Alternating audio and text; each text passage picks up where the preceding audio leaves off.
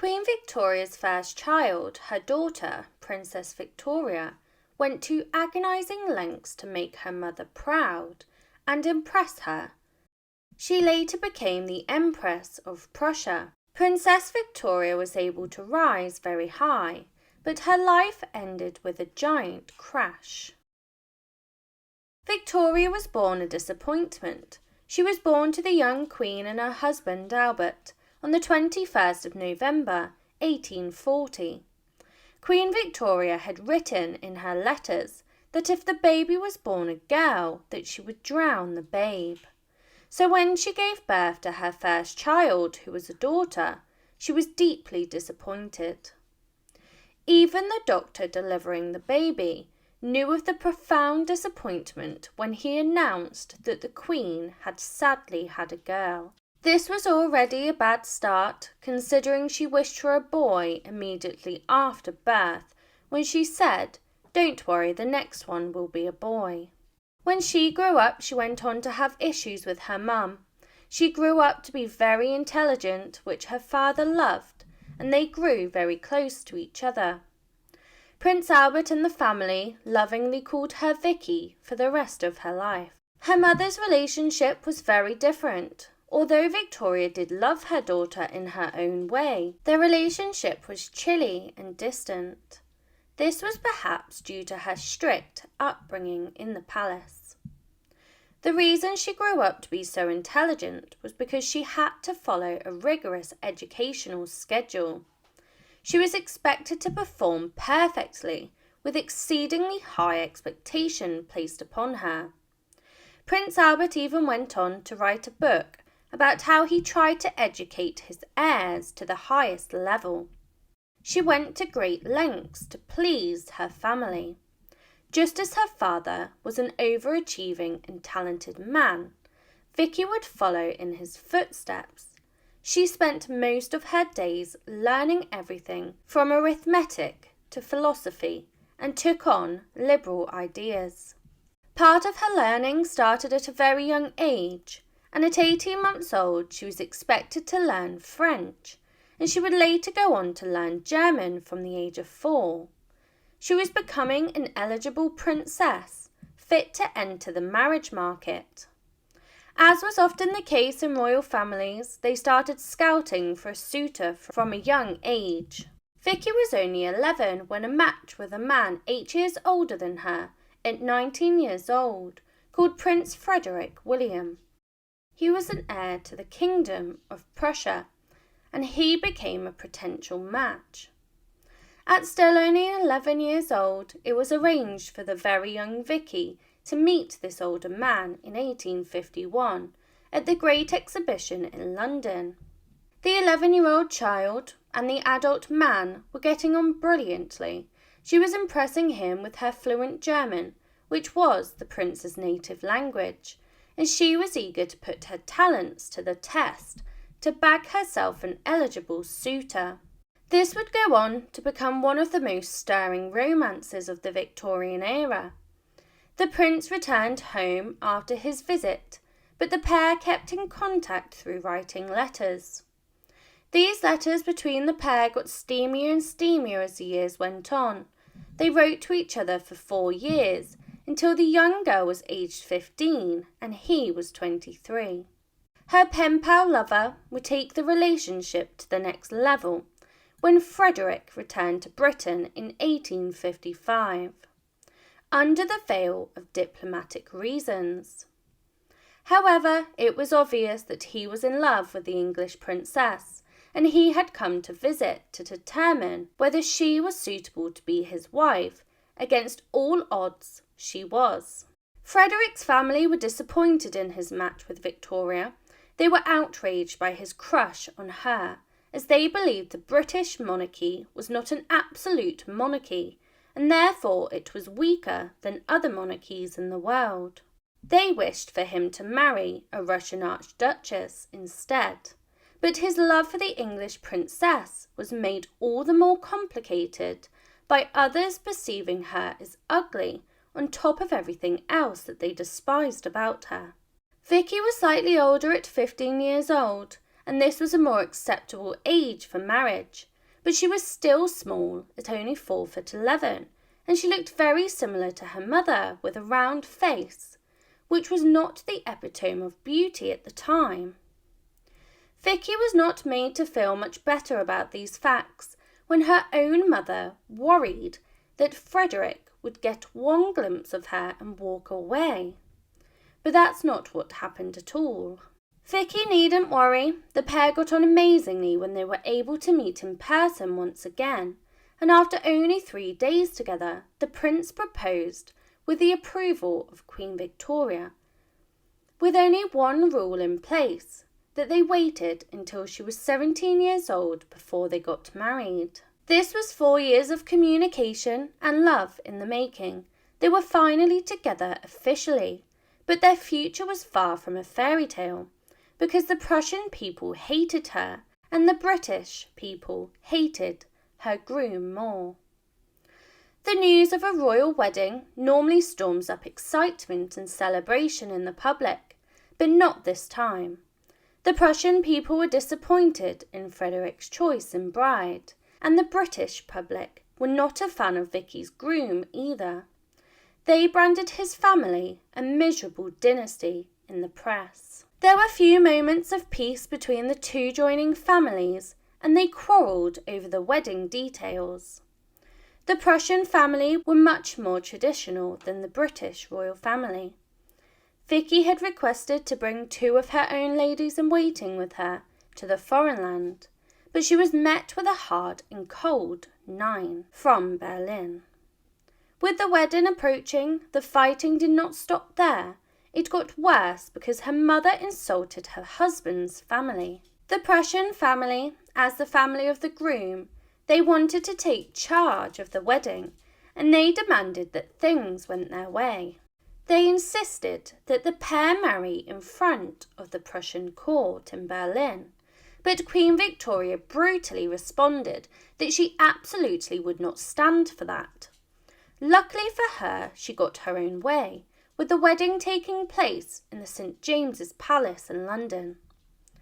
Despite all of the issues between the family, the couple did go on to have a fairy tale wedding on the 25th of January 1858. Vicky wore a flouncing Honiton lace confection, complete with an enormous 3-yard train and delicate wreaths of orange and myrtle blossoms. As the bride of the groom with his own royal family, Vicky was set for a future in his native land, and so she joined him in Berlin shortly after, where things did not go any smoother now that they were newlyweds, because their in-laws were monsters, hell-bent on making her life hell. Despite the issues, both Frederick and Vicky were young and in love, and they would have been looking forward to a beautiful honeymoon period.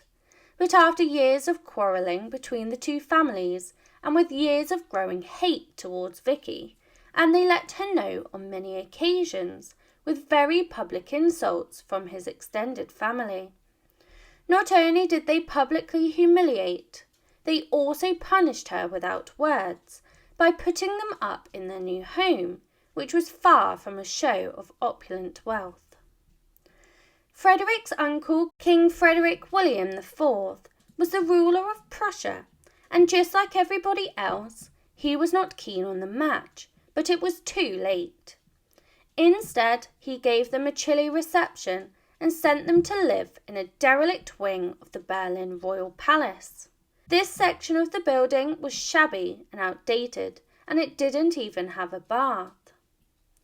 Her in-laws continued to dislike her, and despite having similarities in their political views, with both being liberal, this must have been very hard for a young girl of only 17 years old, surrounded by a family that did not warm to her. They did, however, expect her to perform her royal duties, which often included appearing at formal dinners and public performances every night, usually staying past midnight.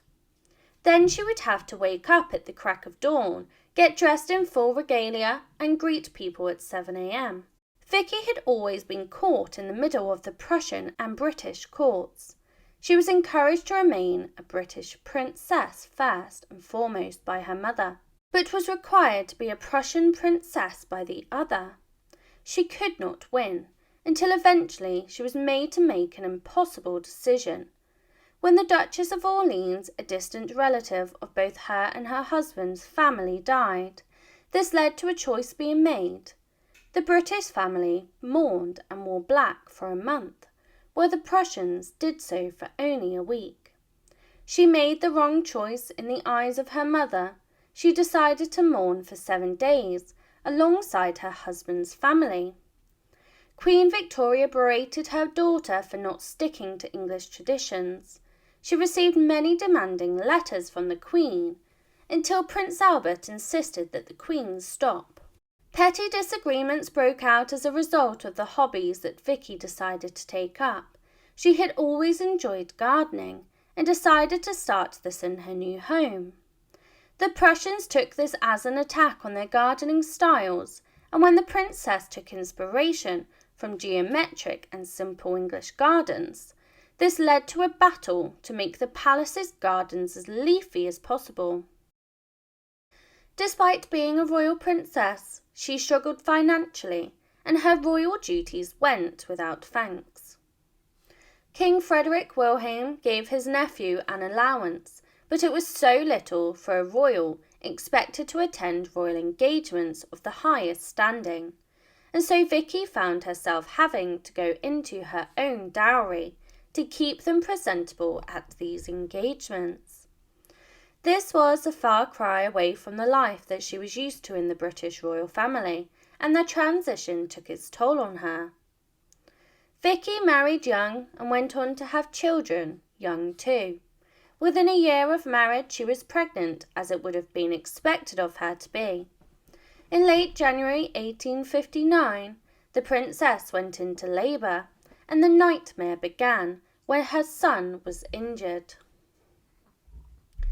The people responsible for ensuring that her labour went swiftly did not follow their duties to the highest of standards.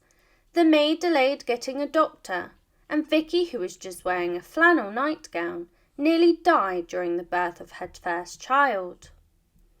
She had few attendants at the birth, and the baby was in the breech position, making the delivery long, hard, complicated, and nearly fatal for her and her unborn child. The baby was finally born, but it wasn't without physical complications, because her son had a devastating injury from the birth. A caesarean was new at the time and had a very high maternal mortality rate, and so this procedure was out of the question. Had there been better medical care at the time, the prince would have perhaps not been handicapped from birth. The future Kaiser Wilhelm II was forcefully and traumatically born into this world, leaving him with an arm that did not work. 3 days after birth, his handicap was noticed by a nursemaid, who noted that his damaged left arm hung limply at his side. What was not known at the time was due to the lack of medical education, was that the traumatic birth had caused a condition called Erb's palsy, which leads to damage being made to the nerves, and this caused his arm to be completely paralysed, with problems growing also. Princess Vicky was embarrassed by the heir that she had produced, and although it was no fault of either the mother or child, this male heir was supposed to represent strength and an ability to strengthen the relationship between Germany and Britain. To Princess Vicky, her son's condition represented weakness and reflected badly on her. Perhaps this is why she went to such disgusting lengths to try to cure him. When Vicky saw the extent of her baby's injuries, the doctors tried to convince her that the baby would heal and recover from his injuries, but unfortunately this was not the case. The trauma eventually led to the young child's arm withering, leaving it 15 centimetres shorter than his right arm. Shocked and disbelieving, the royal couple had to make a gut-wrenching decision. Vicky was under great scrutiny from the Prussian court and her husband's family, as she was afraid to announce that her first task of motherhood had been tainted by the baby's condition. The couple therefore decided to keep it a secret. She did tell her own parents, but only 4 months after dealing with the situation on her own, and finally losing hope that he would recover. At such a young age, it must have felt like the world was against her, and it was the worst thing that could ever happen to her. But this was proved very wrong. As the tot grew older and began to walk, Princess Vicky would tie his arm behind his back. She hoped that by taking away the use of the arm he could use, it would force him to use the arm that had been left free, but that was paralysed. This meant that the tot no longer had use of any of his arms, which caused him great distress, and Vicky noted that he gets so fretful and cross and violent and passionate that it makes me quite nervous sometimes. If these rituals were not disturbing enough for the young boy, he was also subjected to electrotherapy for most of his childhood. The procedure would take place almost daily, meaning he would suffer in pain every single day of his childhood for something that would never be cured this way. During the procedure, the young boy's head would hang to the side while he was strapped into an appliance so that he could not escape. A metal rod was used to straighten his back and a screw to pull his head upright. This therapy would have been agony for the young boy. Was it done out of love to fix his arm, or was it done to try to cure the embarrassment his mother felt over his disability?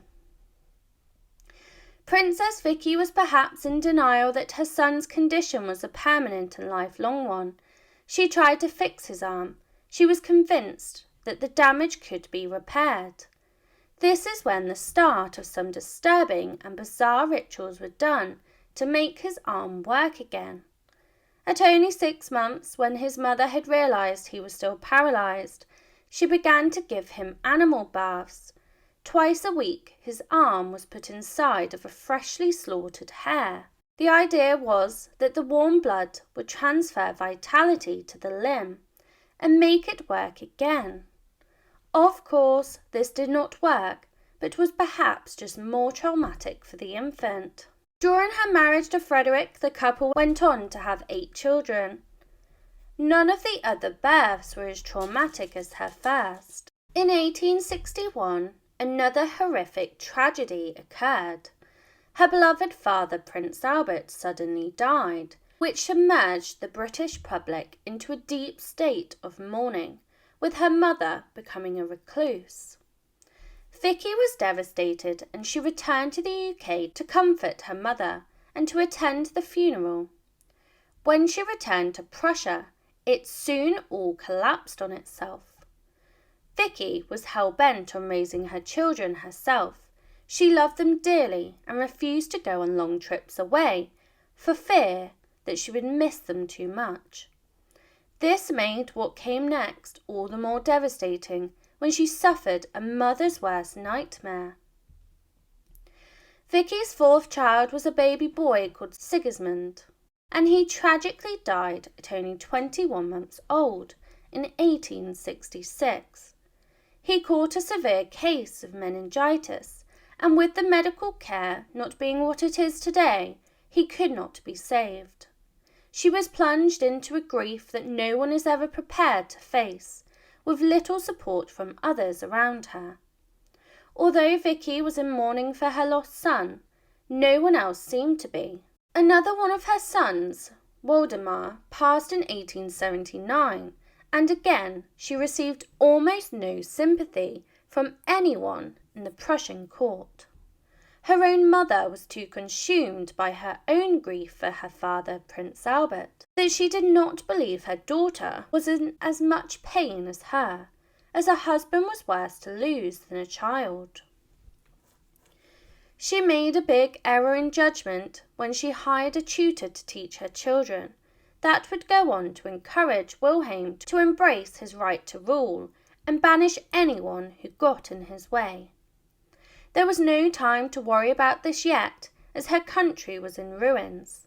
Frederick's father, who was now king, nearly abdicated the throne when the country was experiencing conflict. The people hated Vicky more than ever at this point, and people thought she was a drama queen. Vicky tried to impress the court to gain their respect and get them to like her. She set up a military hospital to tend to the wounded in the endless conflict of the country. But the king blasted her actions and demanded that she stopped her theatre of charity. Still, that wasn't the only time the Emperor of Prussia would disapprove of Vicky and her husband. The pair were snubbed by the king, with him instead favouring their son, Wilhelm, who he saw as a brash, militant German. This was perhaps a way to humiliate his son and to purposely exclude him from duties, despite being next in line to the throne. Vicky tried to get the Prussian people to like her, but each time she was met with disappointment and rage. They were never going to like her, because the views of the Germans were becoming ever more autocratic, while she and Frederick remained liberal in their views. Then suddenly the game got fatally dangerous. Vicky's husband, Frederick, came close to his rightful throne, but his health took a turn for the worse. He was suffering with his throat, and eventually he could barely talk at all. The doctors did diagnose him with a non-cancerous tumour and encouraged him to have surgery to remove it. Despite this medical advice, the pair refused any treatment for him, which caused outrage among the children. Wilhelm travelled to see them, and he accused his mother of being happy that Frederick was so gravely ill. No matter how much the children tried to convince them, the royal couple refused all treatment, and this led to one of the most bizarre circumstances in Germany history. Vicky became the shadow empress. Frederick's father died on the 9th of March 1888, and he appointed Vicky and Frederick as emperor and empress. They were shadow roles as they were expected to be replaced very soon due to the condition that Frederick was in, and so Wilhelm would take the throne anyway. Just before she gave up her empress role, she took on a secret mission. She was a smart girl and had always been smart enough to suss out the situation. She wanted to protect herself and her legacy, and so she hid 3 boxes of personal documents in Windsor Castle in England. Her hope was to stop her enemies from gaining access to the information, and she was right to do this. The couple ruled as shadow rulers for only 99 days when Frederick died on the 15th of June 1888, only months after his father's death. He passed the baton to his son Wilhelm, who immediately betrayed his mother by invading her privacy. He ordered for his parents' residence to be ransacked by soldiers to try and find information that would be incriminating. Nothing was found due to Vicky's quick and pre-thinking. She knew her son would waste no time in betraying her once he had the throne. Vicky was now merely a dowager empress, and Wilhelm ensured his mother knew that she was no longer in charge and that she had been demoted. He punished his mother in other ways, once he could find no incriminating evidence against her. He banished her from the palace and tried to exclude her from society. He signed her up to take on traditional dowager duties by becoming a patron of the German Red Cross. Vicky did not take this treatment lying down, and she got her revenge on her son through her words. Wilhelm once wrote in a guest book during his international travels, "The will of the king is the supreme law." Vicky mocked her son in an attempt to humiliate him when she sneered, "The Tsar, an infallible Pope, a Bourbon, or our poor Charles I might have pronounced that phrase, but a monarch of the 19th century?" By 1988, Vicky was suffering from her own poor health as she was suffering from terminal breast cancer. She had one final desire and dying wish. She did not want her son to use her private letters against her, and so she again smuggled them to England. There was good reason to hide these letters due to some of the cruel words she had remarked about her own son. In one letter she wrote to her parents when Wilhelm was young, Vicky confessed, "He is really smart for his age. If only he didn't have that unfortunate arm, I would be so proud of him." Victoria devoted part of her final years to painting and to visit the artist colony of Kronberg. In her last days she used to walk in the morning and spend long hours writing letters or reading in the library of her castle. The cancer she was suffering with was inoperable, and it forced her to stay in bed for long periods of time. The cancer had spread to her spine by the autumn of 1900. The Empress Dowager died on the 5th of August 1901, less than 7 months after the death of her mother. She was buried next to her husband in the Royal Mausoleum at Potsdam on the 13th of August 1901. Her tomb has a recumbent marble effigy of herself on top. Her 2 sons who died in childhood, Sigismund and Waldemar, are buried in the same mausoleum. In the end, Wilhelm really should have listened to his mother. After decades of autocratic rule and the outbreak of World War I, Wilhelm was the last emperor of Germany. In 1918, he lost all support and power, and he had to flee to the Netherlands. Yet, Wilhelm finally found out that the will of the king was not supreme law. Being a daughter of Queen Victoria should have meant living a fairy tale life, full of wealth, power, and love. Instead, she lived a life of betrayal, loss, and tragic endings. This is part 1 of the forgotten story of Princess Alice. She was born a royal disappointment from the moment of birth. She was the 3rd child, and after a son was born last time, the public eagerly awaited the birth of another son and heir to the throne. However, this was not to be when she was born a girl, Princess Alice, on the 25th of April 1843, at Buckingham Palace. Her birth was not a happy occasion. The Privy Council even sent a letter to her father, giving congratulation and condolence. Her life was different than people imagine a princess would live. She lived with parents who were obsessed with each other, but also obsessed with their children being the best that they could. Prince Albert developed the children's education, and it was a strict system that had to be stuck to. Alice and siblings dressed in practical, humble clothing, and they lived in unadorned lodgings without regular heating, as their mother preferred the cold. Alice was different from her siblings. She was extremely empathetic. She was one of the middle children of the large royal brood, and she got along with all of them, although she did have a closer bond with her older siblings, Vicky and Edward.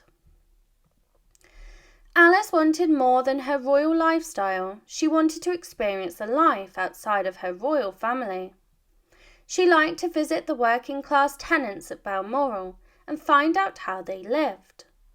This desire to see how other people lived led to her escaping her governess one day in order to attend a local church and sit in the pews rather than attend her royal mass at Windsor Castle Chapel. This hinted at her rebellious side. As everybody has, Alice has 2 sides to her. She was dependable and empathetic, but she could also have a temper.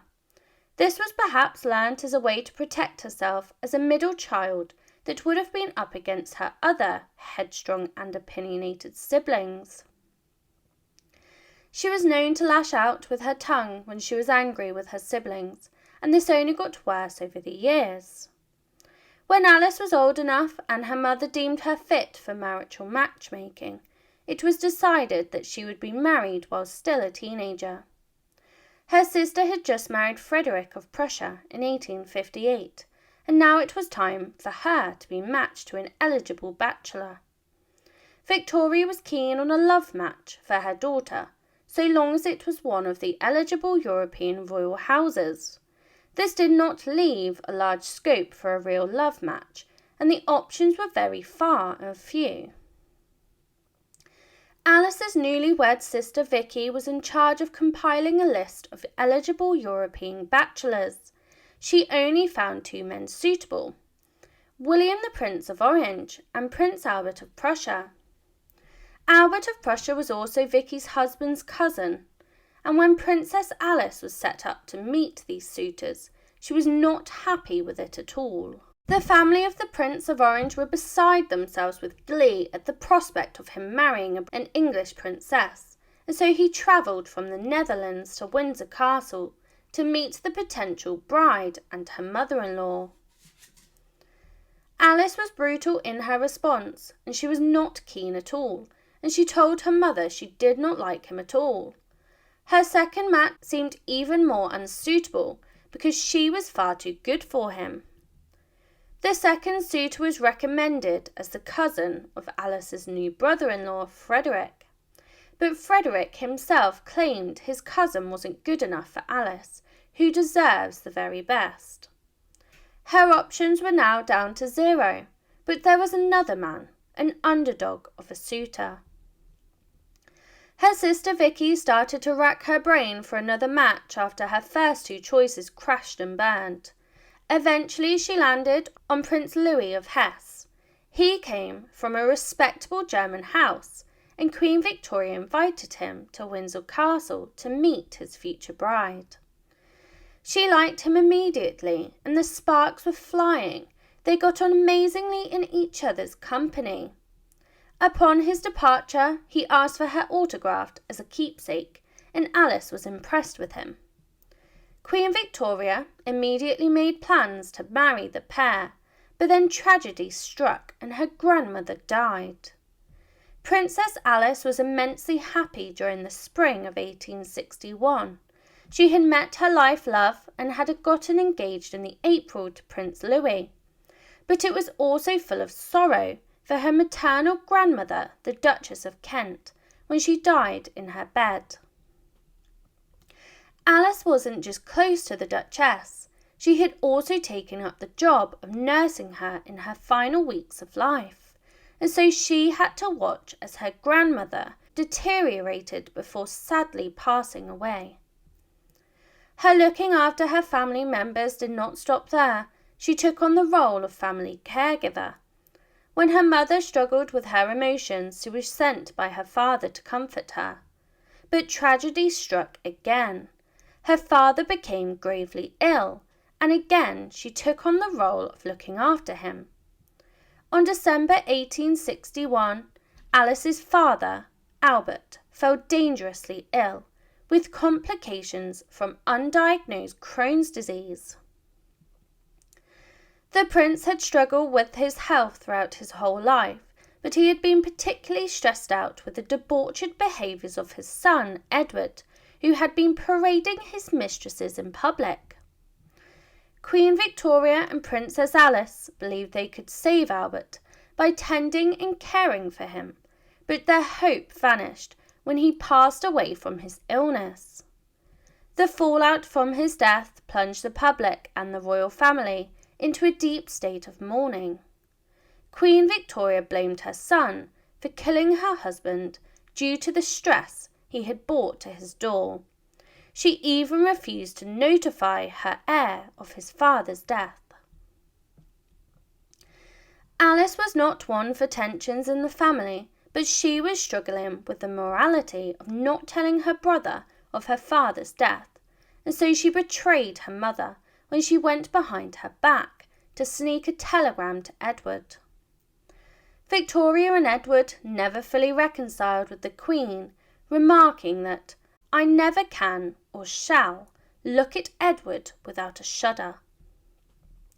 This act of rebellion meant that her relationship with her mother was forever tarnished, but Alice had more to worry about than this. Her grandmother and father had not long died, but she was still planning the wedding to her true love, Prince Louis of Hesse, and so she got married among the most tragic time during the Victorian era. In pure British fashion, and with a stiff upper lip, Queen Victoria insisted that the ceremony go ahead even after Prince Albert passed. The wedding went ahead on the 1st of July 1862, but it was not the fairy tale wedding she had hoped. It was more of an extension of the family's mourning than a wedding. Alice should have gotten married, and it should have been the happiest day of her life, but it turned more into a nightmare. The whole palace was still in the depths of mourning for Prince Albert, and no one was trying to hide it. Her large opulent wedding was downsized from a church to converting the dining room of her childhood home into a chapel. Not only was her wedding much smaller than anticipated, she also wore black at her wedding. She arrived to the ceremony in a white gown with a lace veil and an orange blossom and myrtle classic bouquet that represented a royal getting married. But Queen Victoria demanded that everyone adhere to mourning protocol and forced everybody to wear black before and immediately after the wedding. The Queen made the wedding all about her feelings and her presence. The Queen had her sons take her into the makeshift chapel. She had them stand in front of her to shield her from prying eyes throughout the entire ceremony. While the pair married, the monarch sat in an armchair near the altar and tried not to cry. The nuptials were miserable, with the Queen even noting that it was more of a funeral than a wedding. The poet Alfred, Lord Tennyson, said, "It was the saddest day that I can remember." The wedding was finished by 4 p.m, and when the evening began to slow down, Queen Victoria gave her a gift. Victoria presented Princess Alice with a gold bracelet inlaid with pearls and diamonds. It was from both of her parents, and it was inscribed with the words, "To dear Alice, from your loving parents, Albert and Victoria, are who thou, visibly parted, are ever united." With the miserable day over with, Alice could finally look forward to her honeymoon, but unfortunately this was no better than the wedding. Alice had a miserable wedding, but she was living a happy marriage with her new husband. She was extremely happy, and this made things difficult with her mother, who was grieving her husband.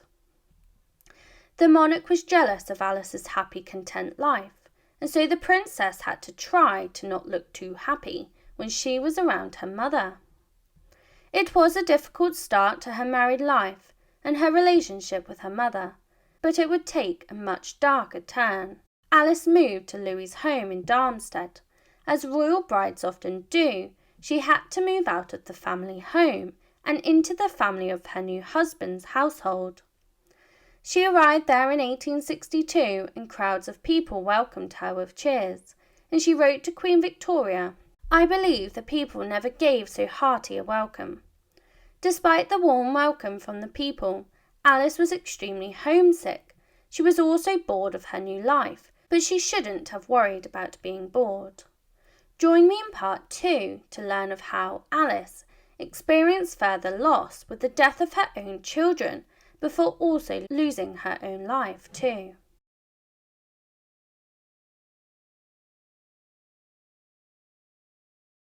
Her father-in-law disgraced her, and Hesse simply couldn't accommodate someone of Alice's considerable rank.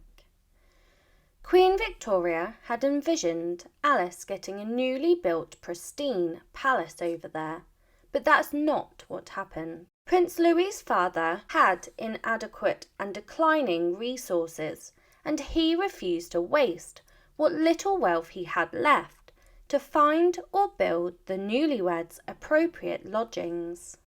Instead, Alice and her groom lived in a simple house overlooking a street in the rambling old quarter of Darmstadt. This was a far cry away from what she was used to in England. Despite this, Alice tried to be accommodating and she tried her hardest to fit in. As soon as she started to fit in, her personal life imploded.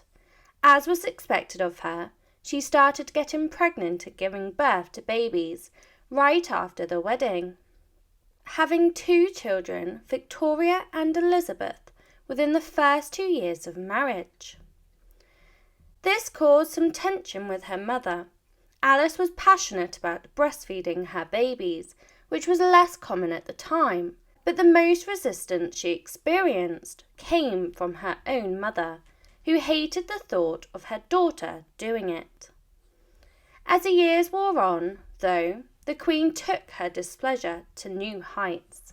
Princess Alice was confident and comfortable in her own skin, and she also admired the bodies of others. She took up a strong interest in nursing, and she even became friends with the famous Florence Nightingale.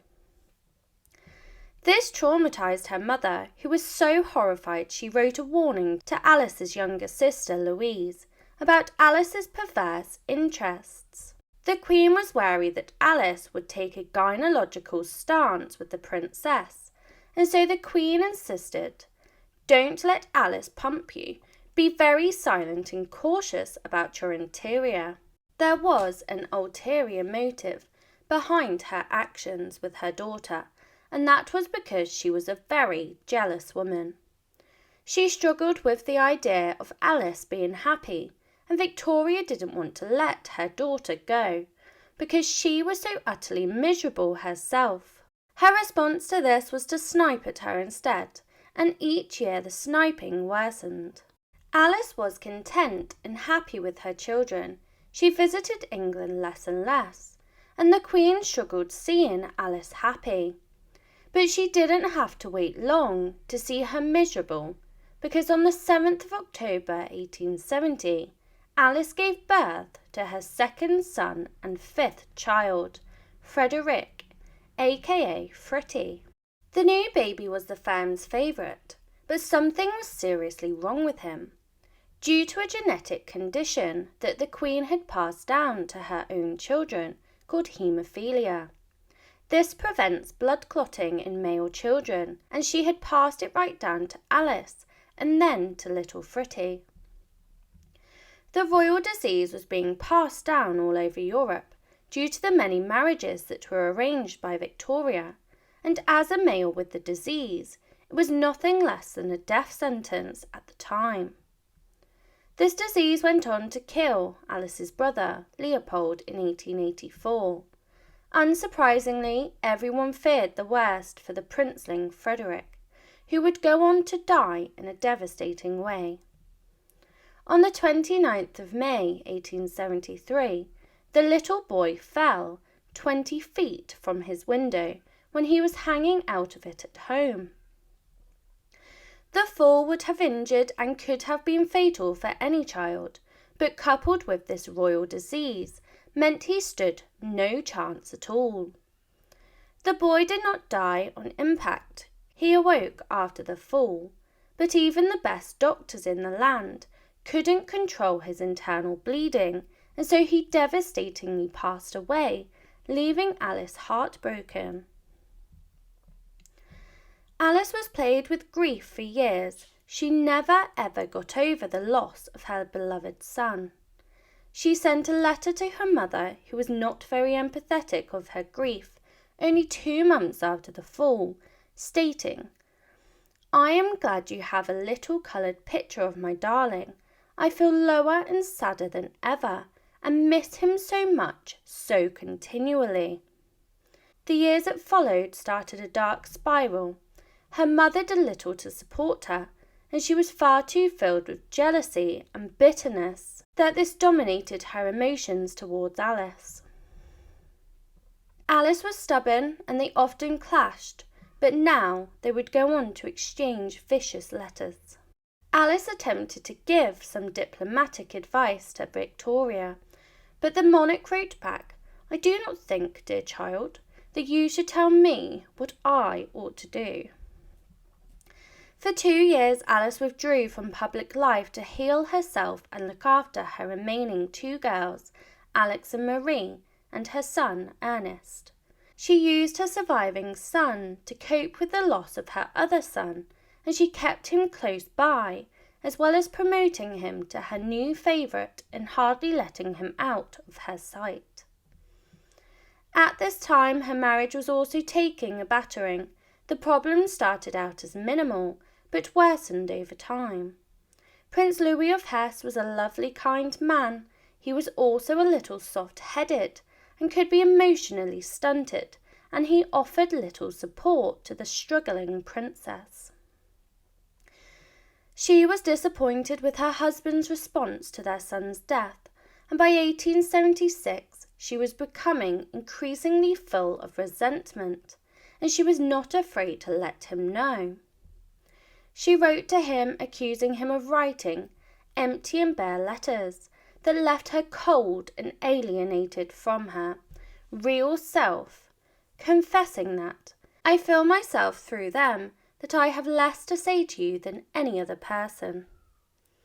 Despite the marriage woes, the pair would be catapulted into higher-ranking roles when in 1877 Louis's father passed away, which made them the Grand Duke of Hesse and Alice the Grand Duchess. The pair knew the time would eventually come, but the role was not what Alice expected. She had always struggled to settle into the life in Hesse, and the local people could sense it, describing her as a stiff princess. She had a whole new level of responsibility on her shoulders, and she felt extra pressure to perform as the new head of the country. She wrote to her mother that she dreaded everything, and it was more than she could stand in the long run. Her letters of concern fell on deaf ears with her mother, who did little to comfort her. The Grim Reaper came to her home on a dark, cloudy night in November 1878. Early in the month, Alice's oldest girl, Victoria, took ill, with a sore, stiff neck. They were not to know that her diagnosis was terminal and that she had contracted diphtheria, a bacterial infection that was often fatal in the Victorian era. There was not long to get their heads around this, as within days she died. Alice was able to dodge the infection at first, but 4 of her children, Alex, Marie, Irene and Ernest, and even her husband, fell ill within days of Victoria showing no symptoms. Alice was used to caring for others, and she tried to make everyone better, but she couldn't. On November the 15th, Alice's youngest daughter, Marie, who was only 4 years old, fell severely ill. The staff gave a grave diagnosis and suggested that the Grand Duchess should attend her bedside to say goodbye. Alice arrived, but unfortunately, before she arrived, Marie had choked, and now her body was already turning cold. She was so devastated by the death of her daughter that she kept it a secret from her other children, so not to dampen their spirits while they were also fighting against the infection. However, she finally gave in to her son Ernest when he wondered where she was. He was so crushed by the news that he required comfort by his mother, who gave him a kiss that would go on to be fatal.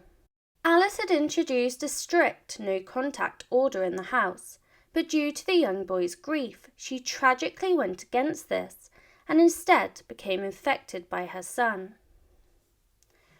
She contracted the infection shortly after, and on Saturday the 14th of December, Alice fell incredibly ill with diphtheria, so much so that she barely survived for a few more hours. At 2:30 she spoke her heartbreaking last words, whispering "Dear Papa," before losing consciousness and never waking up again on the anniversary of her father's death. She had been reflecting on her father's death while in the grips of the disease, perhaps aware that her end was near too.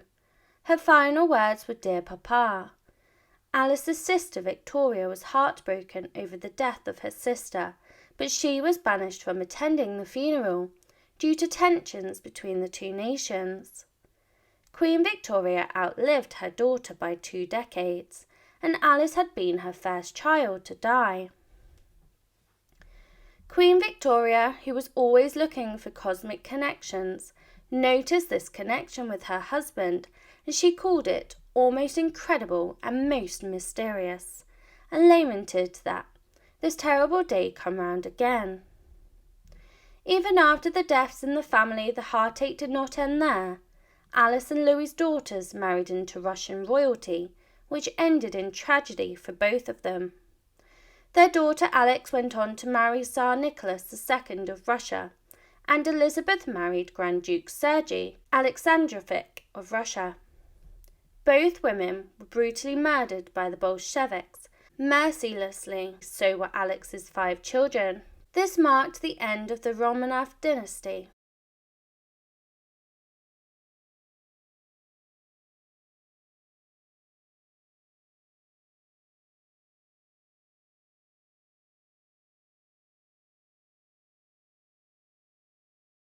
Astonishing facts about Princess Helena, Queen Victoria's daughter.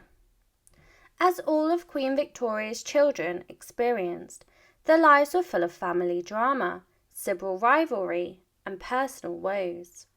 Princess Helena Augusta Victoria is the least remembered child of the bunch, and most of what we know about her comes from her mother's diaries, who did not always have the kindest of words to describe her third daughter. Helena's birth was plagued with panic when she was born blue on the 25th of May 1846, making her the least healthiest baby at birth. Thankfully, she recovered well from the birth under the care of the royal doctors, but her mother was still suffering from the difficult birth, bringing one of the most powerful women in the world to her knees. The hard-faced and strong queen had to pause her royal duties in order to recover from the birth. It must have been bad if she was willing to do this, and she had once chastised her own husband for wanting more than 2 days off for their honeymoon together. As she grew up, she had to fight for attention against a growing brood of 8 siblings. This strengthened her character, and she grew to stick up for herself against her brothers' constant teasing. On one occasion, she even socked them square in the nose. She was competitive and wanted to be the best at everything. She had many talents, such as being an avid piano player. She rode horses. She had a talent for drawing as well. As well as this, her father was keen for her to learn to cook, clean and farm. She had many skills, and she was the most talented of all of the Queen's children. She kept this role of the most talented child until her younger sister came along. This started up a fresh spark of competition with her sister as well as her brothers. When Princess Louise was born, she was the new shiny toy in the family, and Helena felt like she had to compete against her. Louise began to become just as talented as Helena, if not more so. Poor Helena was so overshadowed by Louise and her other sisters, and a family tragedy only made life worse for Helena. The death of her father impacted all of the siblings and devastated the life of her mother. The family were plunged into a deep state of grief, with Helena writing to a friend, "I adored Papa. I loved him more than anything on earth. He was my help and adviser.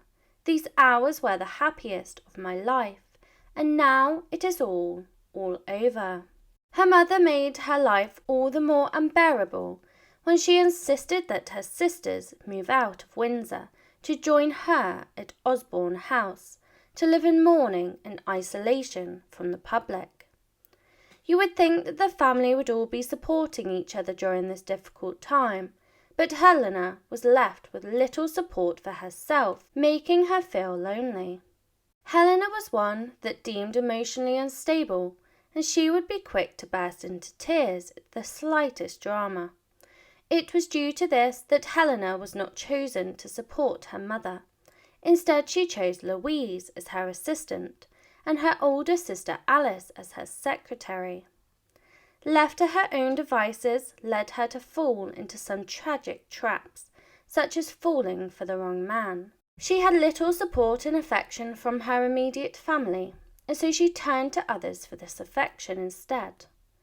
Unfortunately, Helena found that affection in the form of Karl Reuland.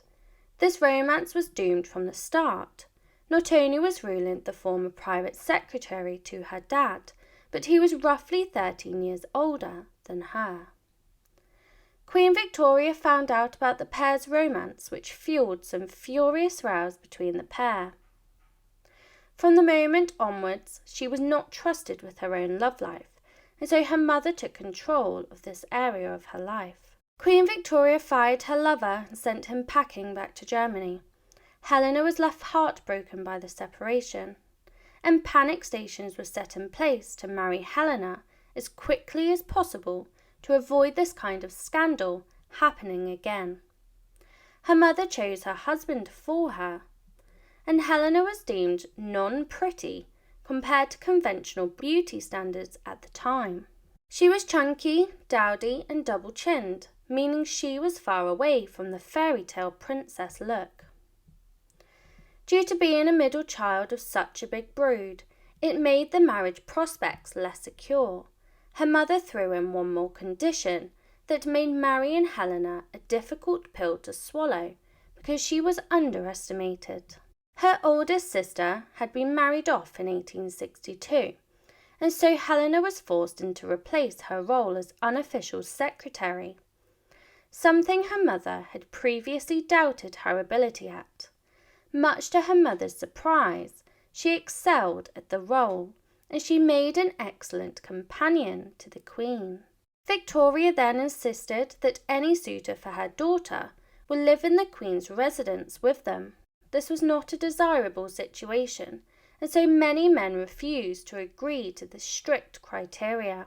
The one that did agree went on to tear the royal family apart, and he was no royal suitor. You have to think about the type of man that would be willing to agree to this arrangement. The man chosen for Helena was Prince Christian of Schleswig-Holstein. He was older than Helena, as well as being pretty poor in comparison, and his family's duchies were being fought over by Prussia and Denmark. Helena's elder sister, the Crown Princess, was all for the match, but her sister Alice spoke out openly against it. Their proposed marriage caused many disagreements within the family, and they weren't the only ones squabbling over it. Alexandra of Denmark, Helena's sister-in-law and daughter of the King of Denmark, was especially outraged by the marriage. She believed that the lands in dispute belonged to her father, and to Helena's sister-in-law, the Queen's decision to marry Helena off to Christian was nothing short of disgraceful. It is obvious that Helena's match to Christian was a massive political scandal, but what did Helena herself have to say about all of this?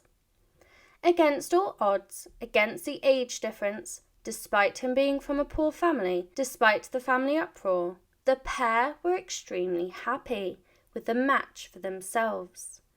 She was happy with the match, and she found him pleasing, gentlemanlike, quiet, and distinguished. It didn't take much persuasion from her mother to find the match a perfect one, and so the marriage went ahead against all odds.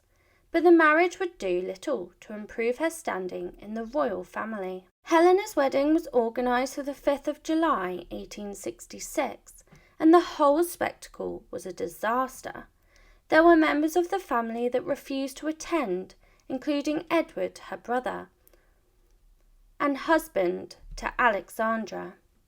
They were in protest against the wedding, and on top of this, one of the guests had a sudden gout attack. Further to the trauma of the day, one of the royal guests commented that Helena looked like she was marrying an aged uncle. It wasn't the best start to married life, and the protests from family members only grew worse. Most people would have crumbled to the undoubted pressure that the newly married pair faced. Helena and her new husband defied all odds by having a relatively quiet marriage. He was a perfect man for her, and they devoted themselves wholly to each other. Princess Helena mostly found happiness in her marriage, despite being the least eligible bride of the royal brood. The pair had promised to stay close to the Queen in her residence, but Helena was struggling with the responsibilities. She was newly pregnant while juggling her role as her mother's personal secretary and best friend, as well as being a new wife. Her body was taking a toll with the pregnancy, and she became unwell frequently as a result. Helena took after her mother and became pregnant quickly, giving birth in rapid succession. She gave birth to Christian Victor in 1867, followed by Albert in 1869, Helena Victoria in 1870, and Marie Louise in 1872. The pregnancies took their toll on her body and her health, and she became unwell often, which her mother was not very empathetic of, because her mother struggled to believe that she was even ill at all, and often accused her of hypochondria. Helena was absolutely not a hypochondriac. She suffered from very real bouts of illness, including rheumatism, joint pain, and severe congestion in her lungs. There were some lifestyle choices that would have not helped her ill health. She suffered from addiction. Her substance of choice was opium, which would have been prescribed by her own doctor, and her addiction spiraled out of control. She went on to grow her own life with her husband and children, but she suffered grief and loss of her own. On the 12th of May 1876, Helena and her husband welcomed baby Harold, the fifth of their children, into their lives. Helena was overjoyed, but this did not last long because the poor baby only lived to 8 days old. She went on to conceive again not long afterwards, but this was followed by further tragedy when she gave birth to a stillborn child on May the 7th, 1877, only 5 days shy of Harold's first birthday. The shock of losing 2 children back to back stunned Helena and plunged her into a grief so deep that no one is ever prepared to face. Her grief led her to become angry at the world and the injustice she had faced, and so she gave up on life altogether. The Queen described her as being quite touchy and irritable due to her ill health. She was possibly suffering from PTSD from the trauma. Despite her ill health, she didn't want to do anything to cure it at all. She refused medical attention, which only worsened her condition further and led to her poor fate. Helena had become accustomed to grief. Her sister then tragically died from diphtheria. Helena was paralysed by grief at this stage. Helena's sister, although initially opposed her marriage to Christian, Alice was the one to convince Edward to show up to Helena's wedding. The pair had their differences, as siblings often do, but they were there for each other when it counted.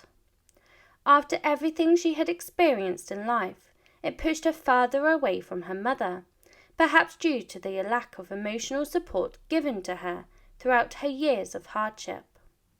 She was pushed closer to the husband she had built a life with, and consequently she began spending even less time with her mom. The Queen had matched the pair in a deliberate attempt to keep the couple close to her, so when they drifted away, she was truly annoyed and angered. She pushed for radical solutions, and in 1887, Helena became the president of the British Nurses Association. She used her influence as the president to support the radical idea of creating a nurse registry in order to improve the education and status of those devoted and self-sacrificing women. She took her role seriously. She was not interested in just being the face of the project. She wanted to put her passion into action. When some members opposed her ideas, Helena wasn't afraid to shut them down. Helena was a natural leader. She was a smart cookie and was talented in many areas. One of her most natural skills was her ability to lead, just like her mother, the Queen. She ran the organisation she led with brutal efficiency. Anyone that questioned her was met with her power and confidence that her wish was sufficient a reason to go ahead.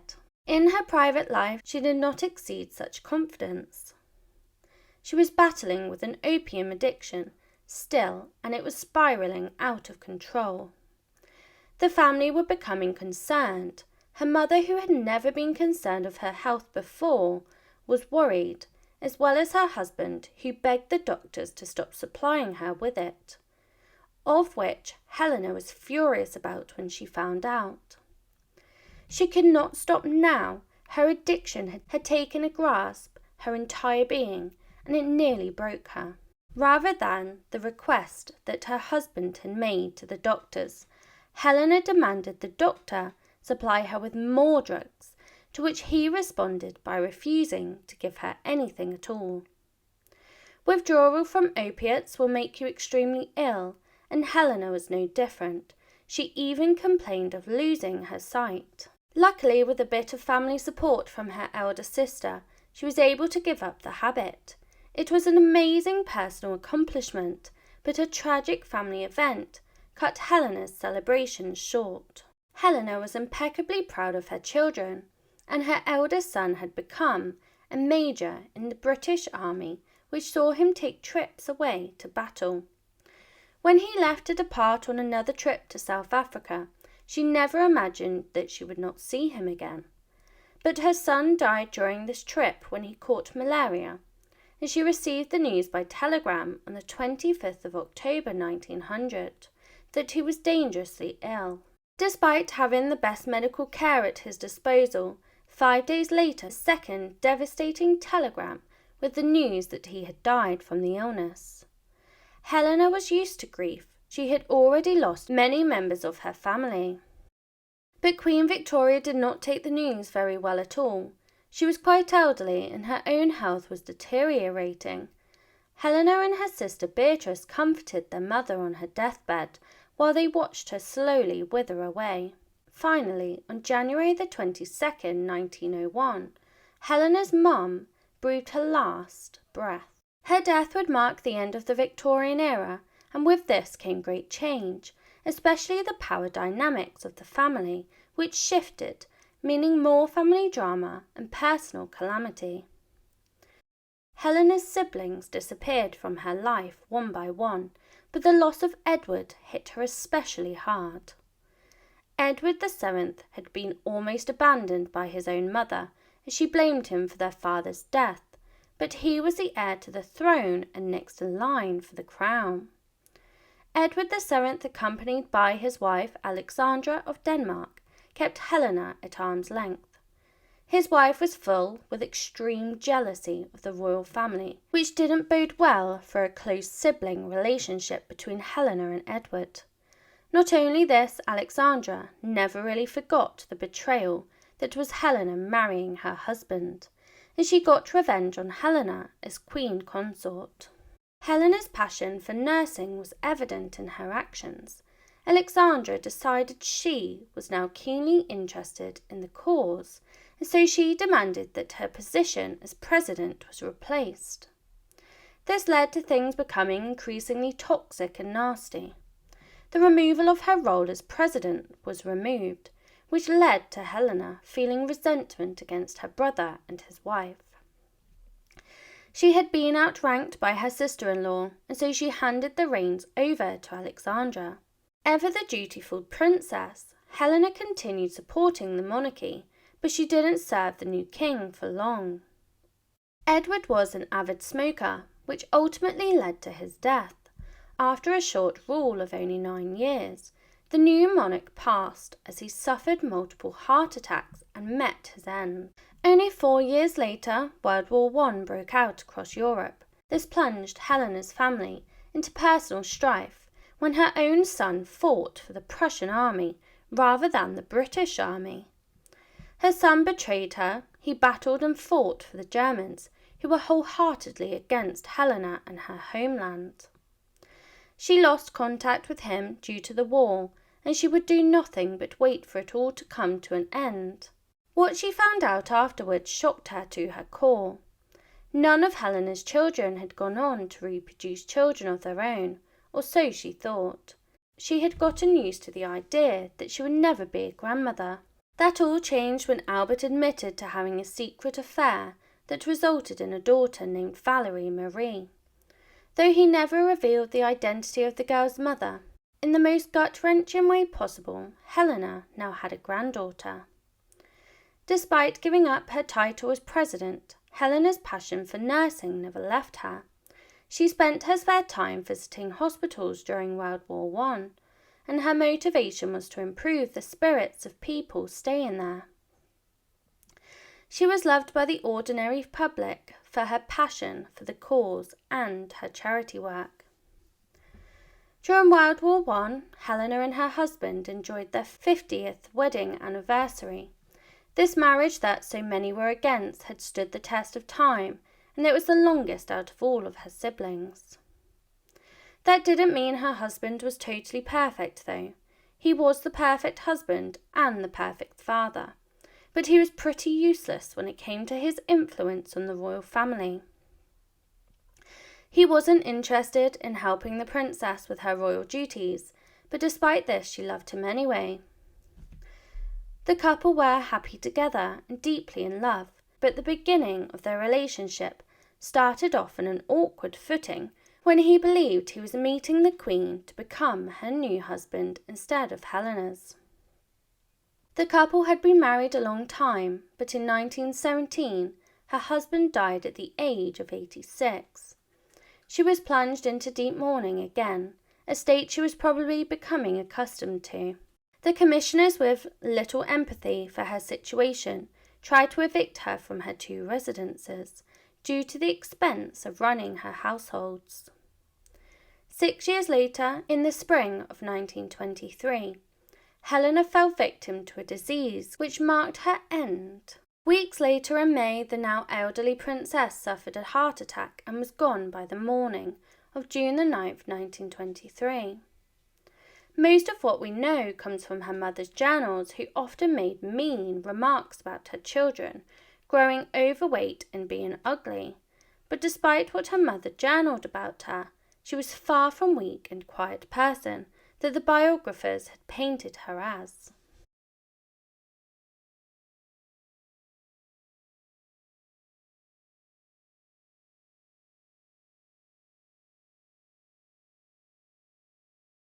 Bold facts about Princess Louise, the rebel daughter of Queen Victoria.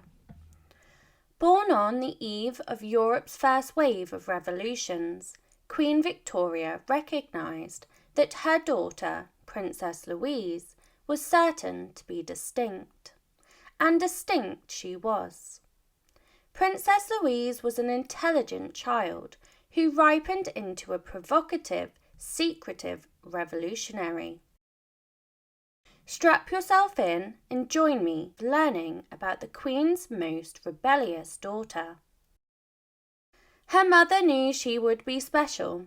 Princess Louise was born and presented to the world on the 18th of March 1848. The year she was born in was one of troublemaking and rebellion, and in 1848 the Europe's age of revolutions occurred. And it seemed that the year's rebelliousness would rub off on the little Princess Louise. When Queen Victoria gave birth to her daughter, she envisioned that Louise would be something peculiar, and she was right. Her birth was scandalous because after the Queen endured 5 painful labours, Queen Victoria reasonably wanted some pain relief. She ignored her royal advisers and she insisted on trying the new, controversial treatment called chloroform. The Queen said it made labour delightful, and the birth was scandalous because the Queen was basically high during the birth, which was against all conventions at the time.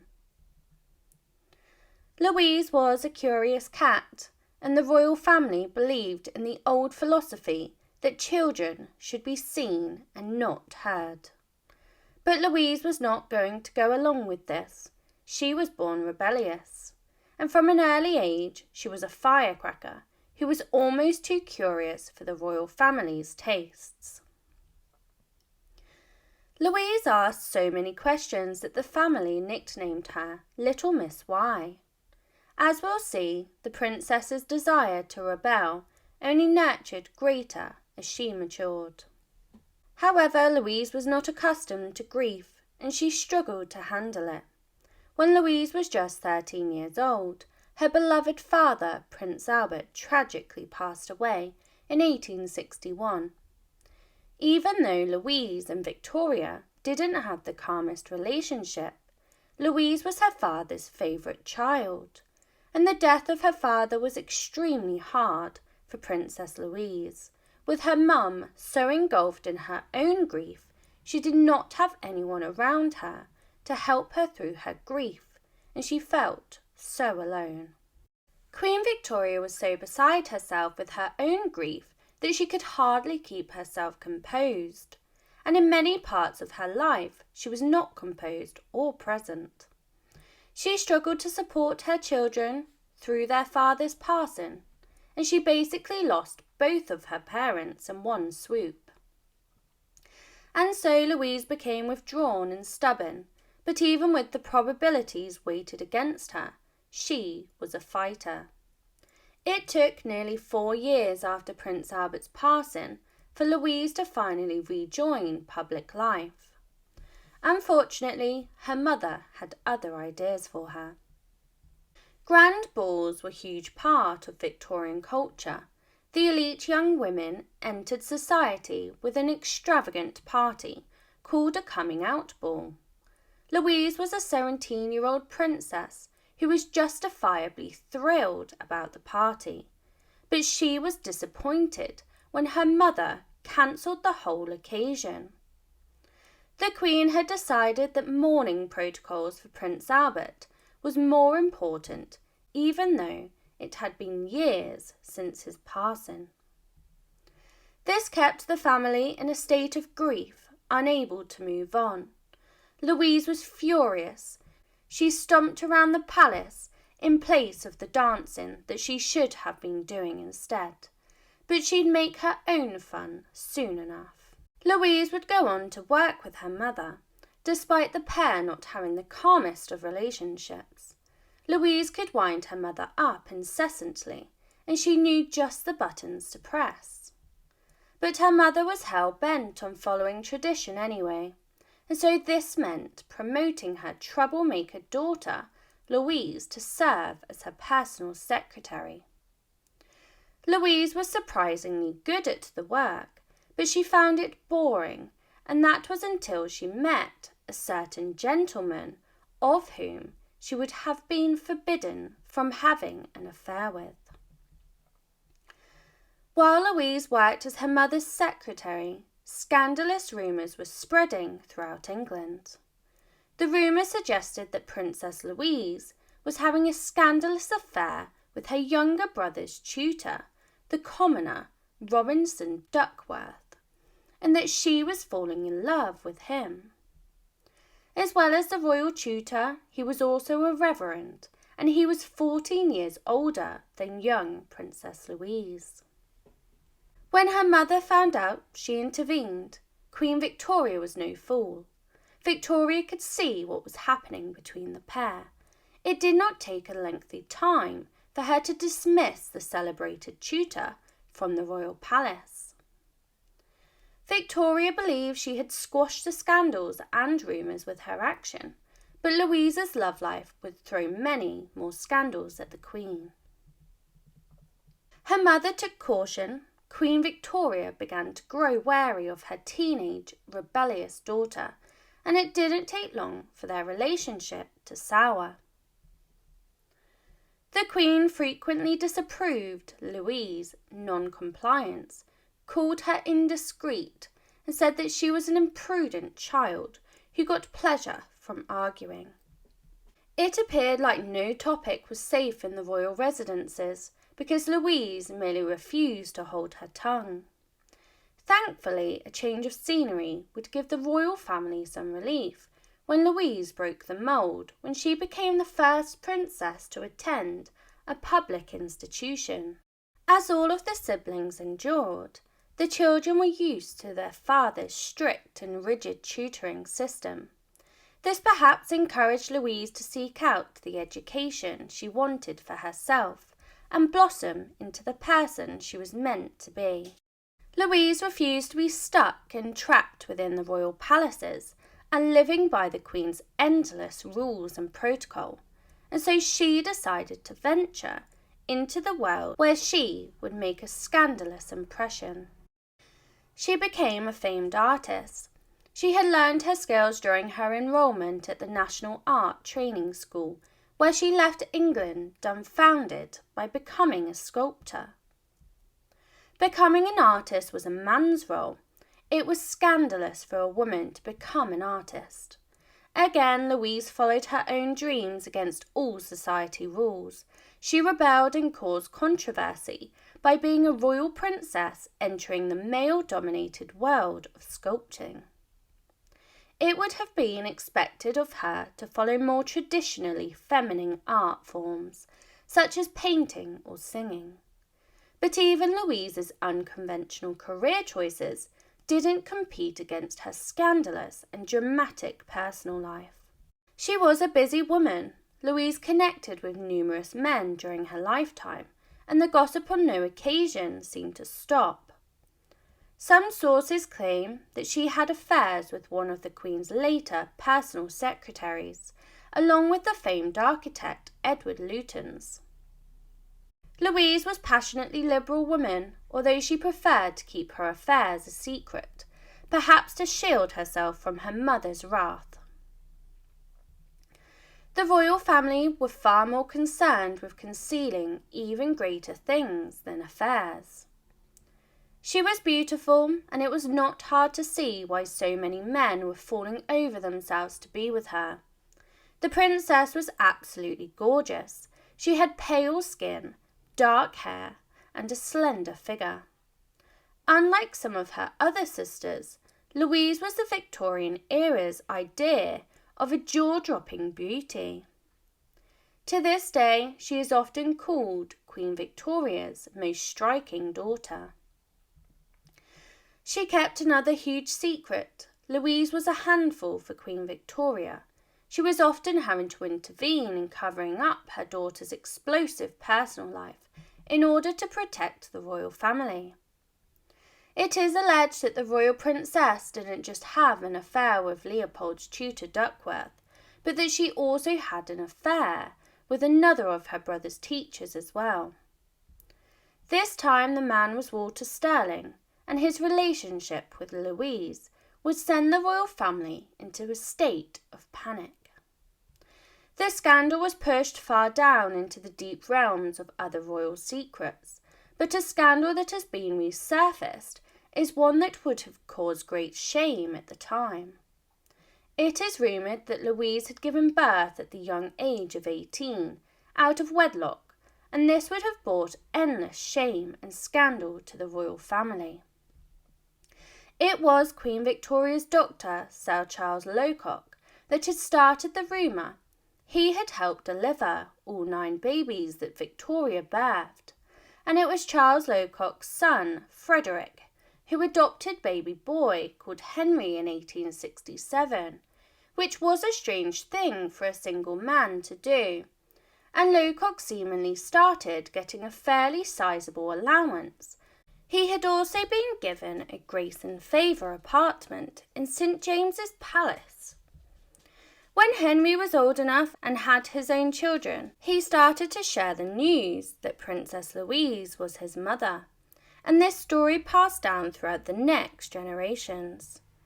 The descendants of Henry Locock applied for permission to test the DNA from Henry's coffin to compare against Louise's niece, with the Tsar Alexander of Russia, but unfortunately it was refused by the court of archers, meaning the truth was never fully known.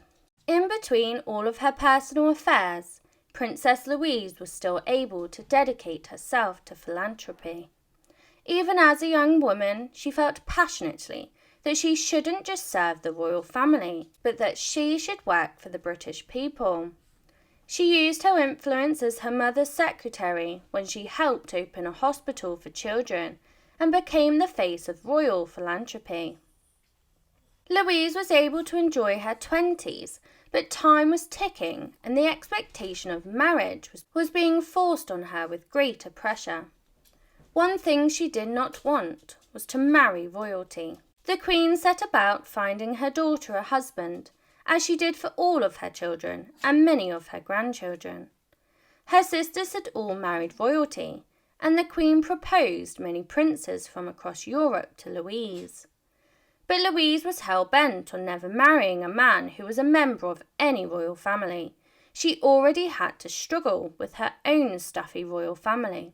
She did not want to cope with another. Louise knew what she wanted, and she wouldn't concede defeat.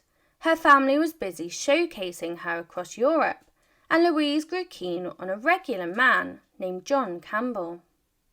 He was not a royal, but he was a noble.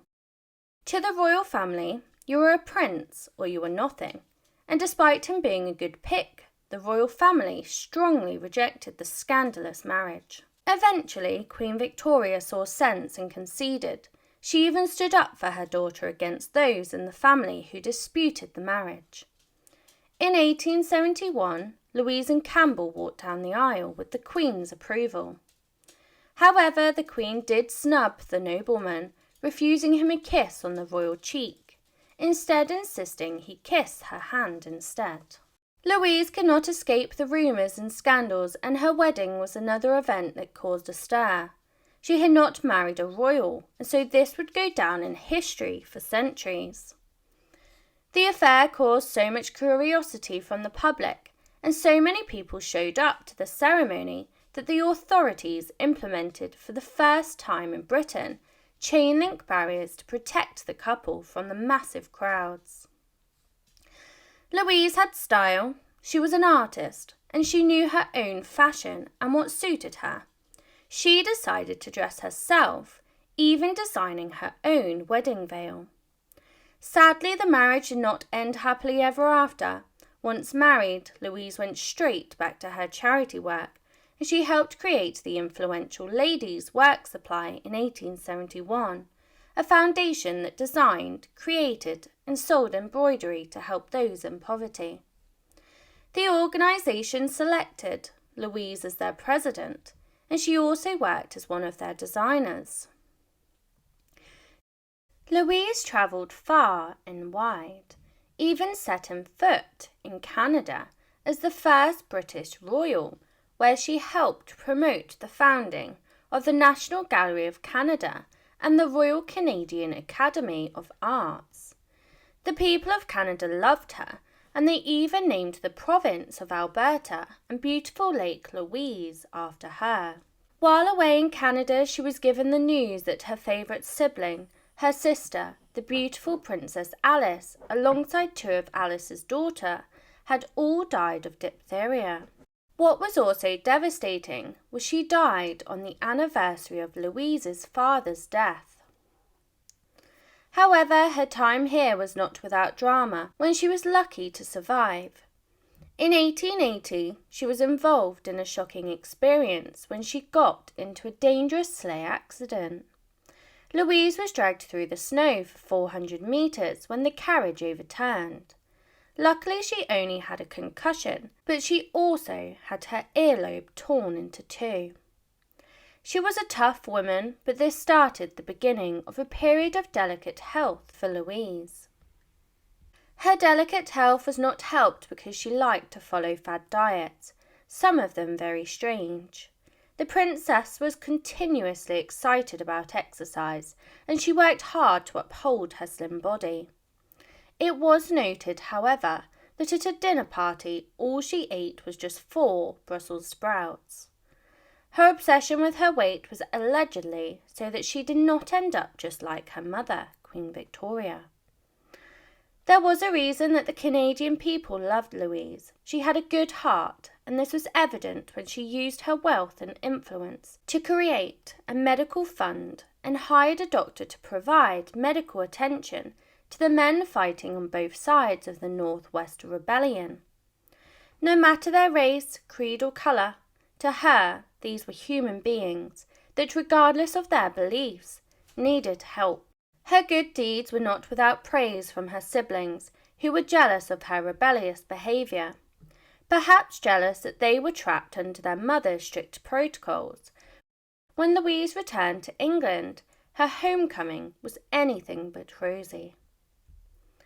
One of the members of her family that she got on well with was her sister Beatrice's husband, Prince Henry of Battenberg, who she potentially got on a bit too well with. During a period when scandals were society's form of entertainment, her relationship with Henry did not go unnoticed, and people began to suspect that she was having a twisted affair. Although Louise didn't care what people thought of her, and she didn't care much for appearances either, she was able to ignore the rumours, and the true information on this affair will never truly be known. But when Henry passed in 1896, Louise remarked that he was almost the greatest friend I had. I too miss him, more than I can say. Because of the rumours that Louise was secretly romancing her own sister's husband, it's not hard to believe that Princess Beatrice would get angry and lash out. Louise alleged that her sister got her own revenge by spreading a dark rumour that she was romantically involved with the Queen's private secretary, Arthur Bigg. Louise struck back by spreading a rumour of her own. She said that Beatrice made the whole thing up because she was jealous, and then Louise poured salt in the wound. After Princess Beatrice's handsome husband Prince Henry passed away, Louise threw the ultimate insult when she claimed that she and Henry were much closer than Henry and Beatrice. She even went so far as to say that Beatrice meant absolutely nothing to her husband. The affair rumours were fuelled further by her ever-dwindling marriage to her own husband upon their return to England. It was not a secret that Louise preferred the company of other men, and the pair lived very individual lives, staying away from each other for long periods. But why was she having such problems with her husband? It is alleged that her husband had a dangerous secret. Rumours and scandal were spreading that her husband was in fact gay. Louise was fairly open-minded as the rebel of the family, and she didn't seem to care much for her husband's sexuality, as the marriage was mostly built for convenience, and she was able to keep company with other men, so it didn't really impact her. Despite her open-mindedness, there was one aspect of his sexuality that she was bothered about, and this was his night prowling. One of the ways she tried to stop him was by closing off the windows to their apartment. Louise was keeping her own secret, as she was living a life for the feminist movement as a suffragette. This is something her mother was absolutely against. She did not believe in any of their ideas, but Louise was unfazed that her mother disagreed, and she did it anyway, showing off her rebellious side once again. Victoria did support her daughter with her artwork, however, which was not the most conventional of careers for women. She openly disobeyed the Queen when she became a vocal supporter for the suffragette movement. She even made friends with Elizabeth Garrett, the first British woman to publicly practice medicine.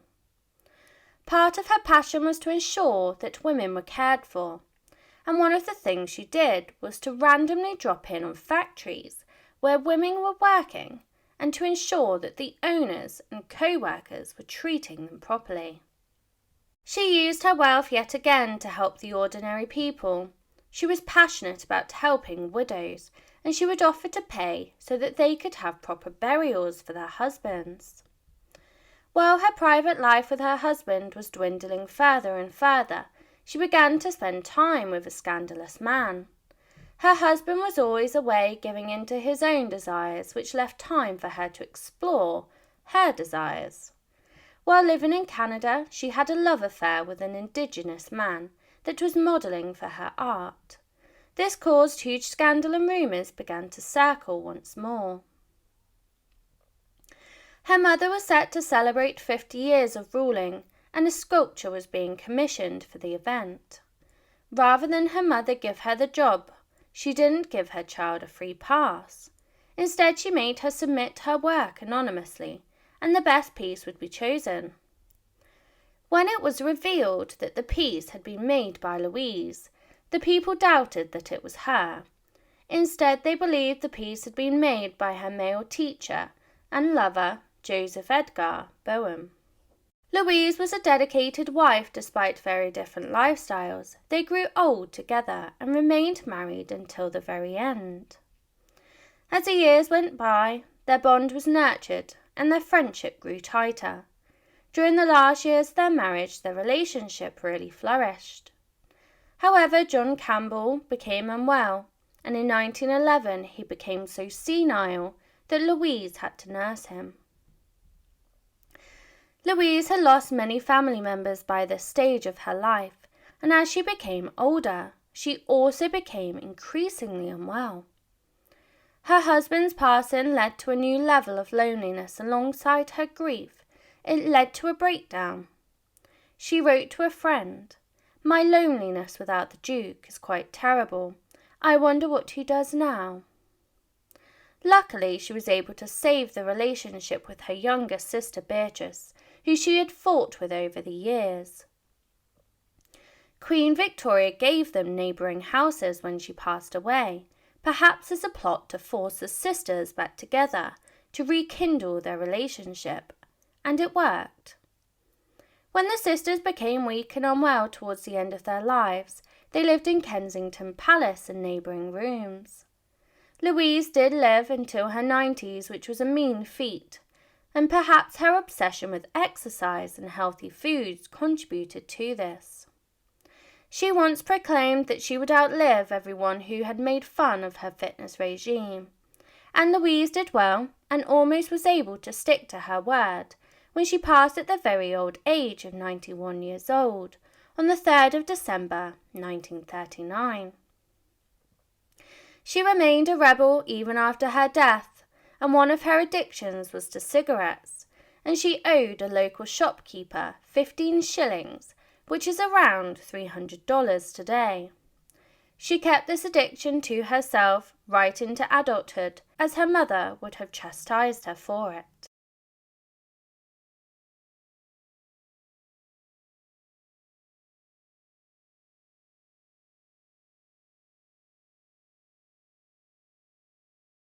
Beatrice was the youngest child of Queen Victoria and Prince Albert, and as often the case with the last-born child into a family, they are treated as the baby.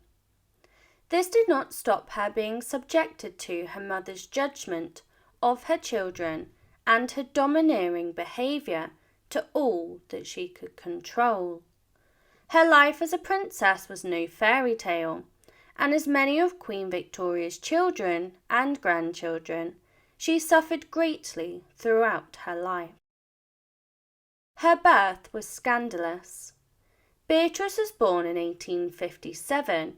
She was the 9th child of Queen Victoria, who was famous for not liking children, pregnancy, or childbirth. It was her dislike and discomfort in labour that led the public to view her birth and child in a scandalous manner. The use of pain relief was looked down upon at the time, as it went against nature and God's law. But Queen Victoria decided to use chloroform to dull her labour pains, which displeased the public greatly. Beatrice became a scandal even before she was born and had taken her first breath. She was the baby of the family. As the youngest of the royal brood, she was treated better at the beginning of her life, and both her parents spoilt her more than the others. Queen Victoria, who believed all babies were ugly, had called her last child, a pretty, plump and flourishing child. Prince Albert was overjoyed that the child would go on to become an intelligent woman, so that he could have intellectual debates with her as she grew older. This love did not come for free, as it was later revealed. She was subjected to emotional burden. All of her other siblings were adults, and they had all had their own issues and scandals. The future King Edward was living a debauched lifestyle that the royal couple disapproved of, and Beatrice was the last child living in the household, and it was due to this that they relied so heavily on emotional support from their only 4-year-old child. And that is a burden that was put on her that no child could possibly bear. She was the favourite. When her grandmother died, she was left to further support her mother in grieving for her. Victoria had pushed the majority of her children away so that she could grieve in peace, but she did allow Beatrice to comfort her, something a young child should not be responsible for doing. She lost her father at a young age. Only a few months after her grandmother passed, her father then died suddenly from a lifelong issue such as Crohn's that led to a problem with his bowel that later turned to sepsis. Beatrice was only a toddler. She was not equipped to death with such a devastating loss. Queen Victoria did not believe her grief was as great as hers. Princess Beatrice had to grow up very fast. When her father died, her mother plunged into such a deep despair that she basically lost her mother too. She famously dressed in black for the rest of her life and truly never got over Albert's death, withdrawing from her royal duties and her family duties too. Her mother used her like a live-in doll. Queen Victoria pushed all of her children away during her grief, but Beatrice was the chosen one, and she was expected to comfort her mother, and one of her tasks included laying in her mother's bed at night. There are reports that the Queen would pull Beatrice out of her bed and lay there sleepless, clasping to her child, while the Queen was wrapped in the night clothes of a man who could wear them no more. She endured intense pain for her mother. Beatrice was intelligent, and she was also a talented piano player. This hobby is something she was forced to give up due to an illness called rheumatism, which caused her pain and stopped her playing. Queen Victoria was not sympathetic of her daughter's pain and forced her to go out with her in sub-zero temperatures, even though it made her condition worse. Although you would expect this to push Beatrice away from her mother, it in fact did the opposite. She wanted to be a spinster. The child had become the Queen's closest confidant, and she depended on her baby for her emotional support. Beatrice declared at her sister's wedding that she wished to become a spinster and live with her mother forever. Unfortunately, this turned out to be a tragic premonition. Her mother was possessive, and during the 1870s, Beatrice became of age and was ready to find a suitor to marry. As a royal princess, she became one of the most eligible brides of Europe. Victoria reminisced on the words spoken by her daughter earlier that she wanted to live with Victoria, and the Queen was not ready to give up her real-life live-in doll. Taking Beatrice's young words to heart, Victoria genuinely didn't want to give up the girl. She encouraged her daughter to stick to her word in becoming a spinster so that she could be her confidant and personal secretary forever. But she had a crush on a French prince. It was not long before this idea of becoming a spinster was long forgotten, when eligible suitors began knocking at Beatrice's door. One of the handsome suitors was that of Napoleon Eugene, the son of Emperor Napoleon III and Queen Victoria's close friend, Empress Eugenie. The younger Napoleon was a European pedigree with a mass of connections, and Queen Victoria could finally envision her daughter with this man, but that was only until tragedy struck this eligible man. Her suitor met a terrible fate. Beatrice received a telegram in 1879 that turned her heart to ice when she received the news that the eligible groom, Napoleon Eugene, had died on the battlefield after he entered the Anglo-Zulu War. Beatrice then announced the news to her mother, who took the news empathetically, when the pair shared a tearful and stunned time together. But her mother had a deranged plan for her. It was the death of the leading suitor of Beatrice that led to her mother suggesting something that was completely illegal and immoral. Queen Victoria wished for Beatrice to marry her dead sister's widower, Louis IV, Grand Duke of Hesse. Her sister had not long died, only a year before, and Beatrice was nearly fated to marry the grieving husband. She almost betrayed her sister, but the British royal family felt that Beatrice would be a perfect fit to care for the large brood of young children that her sister had left behind. The Queen thought Beatrice could act as a substitute mother for them, as she was used to being the emotional crutch of her mother, so would have made a perfect match to a grieving husband. The happiness of Beatrice was completely ignored, and she was also grieving the loss of her future husband and her sister.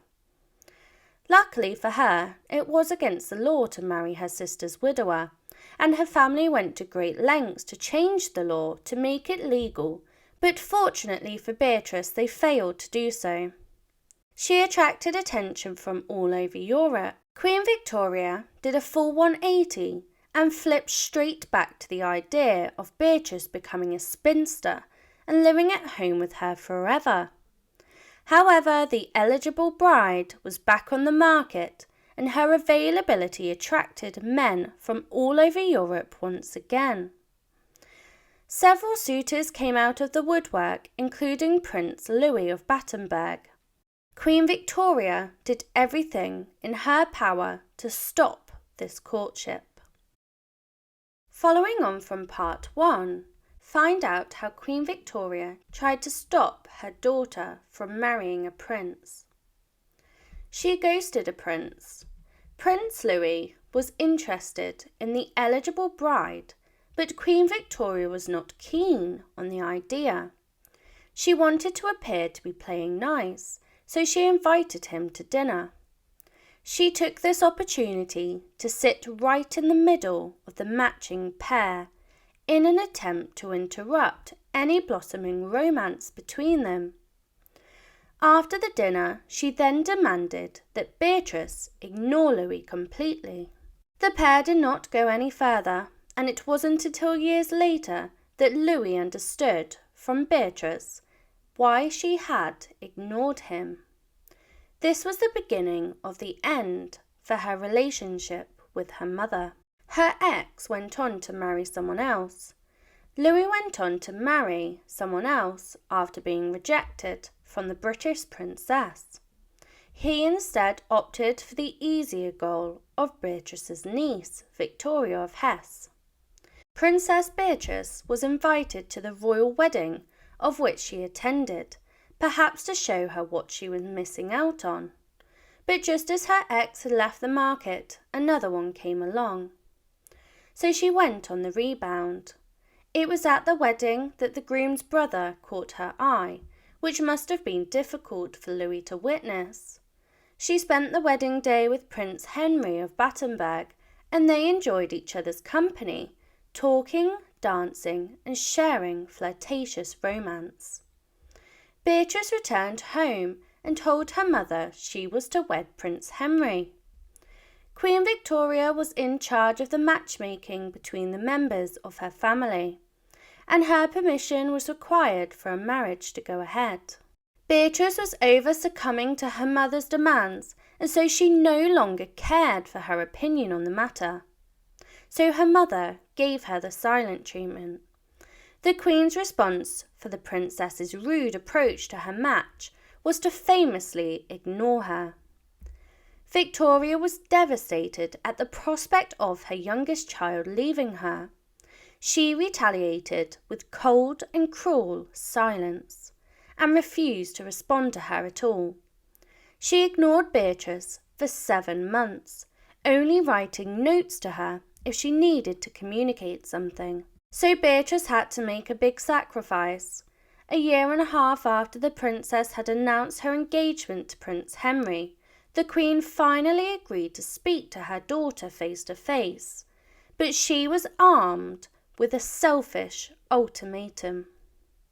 Victoria was insistent on not giving up her child living with her, and she very selfishly demanded that if Beatrice wished to marry her Prince Charming, that the newly married pair would move in with her after the wedding. This was an attempt to control her daughter, and she had a lot of time to think of the best tactic to do this. With few other options, Beatrice agreed, and it would eventually end in tears. She went on to have a fairy tale wedding, and Beatrice finally got to the wedding she desired, and in the summer of 1885 she had a very opulent wedding, flaunting the wealth of the British royal family in a fairy tale event. She finally married Prince Henry of Battenberg, and Queen Victoria gave her daughter her wedding veil, as Beatrice had always loved lace. This was something that her other sisters were not privileged to receive. Despite the public display of wealth and happiness, behind the scenes, the princess was miserable because her mother stole the show. Beatrice's big day was plagued by the sadness of her mother, who made the whole spectacle all about her and her feelings. As she walked down the aisle to the loving husband she had waited so long to marry, her mother held back obvious tears. And the married pair didn't get a real honeymoon. The Queen forbid a honeymoon that reflected the opulence of the wedding day. Instead, she meddled in their blossoming marriage and requested that the newly married pair stay local, only miles from her home at Quarr Abbey House on the Isle of Wight. It was while she was on this very low-toned honeymoon that she lost her innocence. Victoria likely spent her daughter's entire honeymoon breaking out into hives. Beatrice, who was young and naive, was unaware of what occurs on one's wedding night, and her mother loathed her daughter's further loss of innocence. Perhaps unsurprisingly then, Victoria also insisted they stay away only for a short amount of time. Beatrice was to become housebound, and she began to feel suffocated by the increasing demands of her mother. The married couple returned to the Queen's side, as was agreed in the selfish ultimatum. The Queen was now demanding that the princess and her husband not travel away from the home at any time, as she relied on them too heavily for them to leave her side. It didn't take long for this suffocating behaviour to turn into feuding, and her husband got restless. Prince Henry loved Beatrice dearly, and it was evident in the long strenuous engagement and the fact that he had put up with his mother-in-law's demands and ultimatums. But the prince had other ambitions in life, and he had his eye on a successful military career. He wanted to see the world, but Victoria had forbid him to leave her side, which probably only made his desire to escape more exacerbated. He began to beg his wife to gain approval from the Queen for him to become an officer in the military. Their request was refused. The Queen did not want him to be put in harm's way. Henry had to get his kicks from somewhere, and this led to the breakdown of their marriage, because his love strayed. Prince Henry was extremely handsome, and his masculine appearance attracted all of the ladies, and well, the prince also noticed them right back. When Henry attended a carnival one year, word got back to Beatrice that he was keeping low company, and that his eyes and his body had wandered. This led to Beatrice taking desperate measures when she decided to spy on her husband. Princess Beatrice was extremely upset and jealous, as most wives would be, at hearing the news that their husband is cheating on them. She was curious of her husband's actions, and she dispatched one of her own Royal Navy officers to tail Henry and keep an eye on him. Her motivation was to stop him from keeping company again, but unfortunately her plan backfired. Beatrice, not surprisingly, inherited just a small amount of her mother's clinginess. The princess had always been happy with Henry, and she loved and enjoyed his company. These feelings were not always reciprocated, however, and due to the intense pressure he was put under by his mother-in-law, he began to feel restless by his marriage and royal duties. He started to take more opportunities to slip away from the palace, until one year he went out in the worst way, when he literally ran away. Prince Henry had completely reached his breaking point, and he very unconventionally, for a prince, escaped the palace for good. Or so he thought. He ran away to Corsica on a boys' trip with his brother Louis. What he faced next shocked him to his core. Queen Victoria used her extreme power and wealth to show him that he could not wander away as he pleases. In true royal fashion, she sent a warship to find and bring back Beatrice's errant husband. An expensive retrieval of someone's husband, but an effective one. A mother's worst nightmare. The young princess had to admit that she had consummated the marriage with her husband to her mother when she announced that she was expecting a child. Beatrice had miscarried in the very early months of her marriage, and she was determined not to lose this child too. She therefore reduced her physical activities and social engagements to reduce the risk to her unborn child. But this action led to some very unpleasant consequences, because her mother judged her harshly. Most of the royal household was used to treating Beatrice like a child, but upon hearing the news, Queen Victoria treated her with contempt. Beatrice was still living with Victoria, and so when she was resting during her pregnancy, the Queen would get moody due to her daughter not spending enough time with her. Victoria called her resting moping, and boasted that when she was pregnant, I regularly came to dinner, except when I was really unwell, up to the very last day. Beatrice went on to have a royal brood of her own, and that November Beatrice gave birth to a son, the newest heir to the British throne. They named him Alexander, with the nickname Drino. The couple went on to have 3 more children, getting pregnant and giving birth every other year until 1891. Their other children were called Victoria, Leopold and Maurice, but her husband still wanted to abandon her, and in 1895 an old ghost came back to haunt Beatrice. Her husband was back on his quest to join the military, and as he had produced a royal brood of children, he felt even more entitled to it. He had his eye on the Anglo-Asante War in modern-day Ghana, and his request was finally accepted by the Queen, and so Beatrice had a long goodbye ahead of her.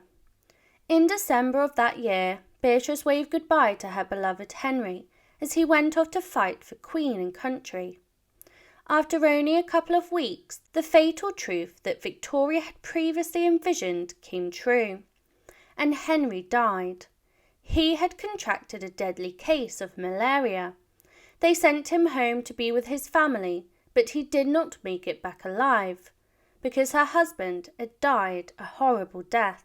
Beatrice had heard the news that her husband was sick, and she was relieved that he would be coming home. But what happened next she did not expect.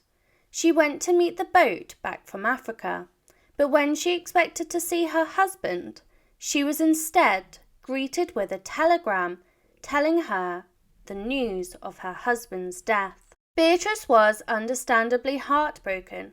She had grown up in a household full of grief, and so she did what she knew best. She grieved for the Prince Henry, who she would never see again, and she withdrew from the court, and she refused to take part in many aspects of her life. She began to neglect her family just like her mother once did with their family. The Queen surprisingly attempted to cheer her daughter up, and she organised for her to have a dark room for her hobby in photography. But this gesture was not enough to pull her out from despair. The princess was unwilling to drag herself out of mourning, and this led to a breakdown of her relationship with her own children. History was repeating itself again through the generations. The children began acting out in school, with her daughter becoming troublesome and rebellious, and her eldest son, Alexander, telling unwarrantable truths. After all of the heartache that she had experienced in her life, she completely lost her purpose. On January the 22nd, 1901, Beatrice's life changed forever. This was the day that her mother died, ending the Victorian age, and leaving her free of her mother's influence for the first time. Ironically, her mother died on the 5th anniversary of the day she had learned of her husband's death, which led to a double dose of heartbreak. Not only this, but she also then began to have sibling rivalry, and when her mother died, she fell out of favour in the court, as she was not in a privileged position as she was previously. There was a giant gap in the ages between King Edward VII and Beatrice, which led to a relationship or bond never really forming. When Edward created his inner circle, Beatrice was completely omitted from it. She had completely fallen out of place in the hierarchy of the royal family, and she went on to make a huge mistake in the eyes of her brother. As the sister of the new king, she was still expected to act in the correct manner and attend all official events. One of the most important events she was invited to was the coronation of her brother as king. She had become clumsy during the service, and she dropped her prayer book, taking the attention completely away from the new king and putting it onto her, and this absolutely infuriated her royal brother. So he went on to betray her. Beatrice and her husband had spent the majority of their marriage at Osborne House, and it was her mother's favourite home and also her place of death.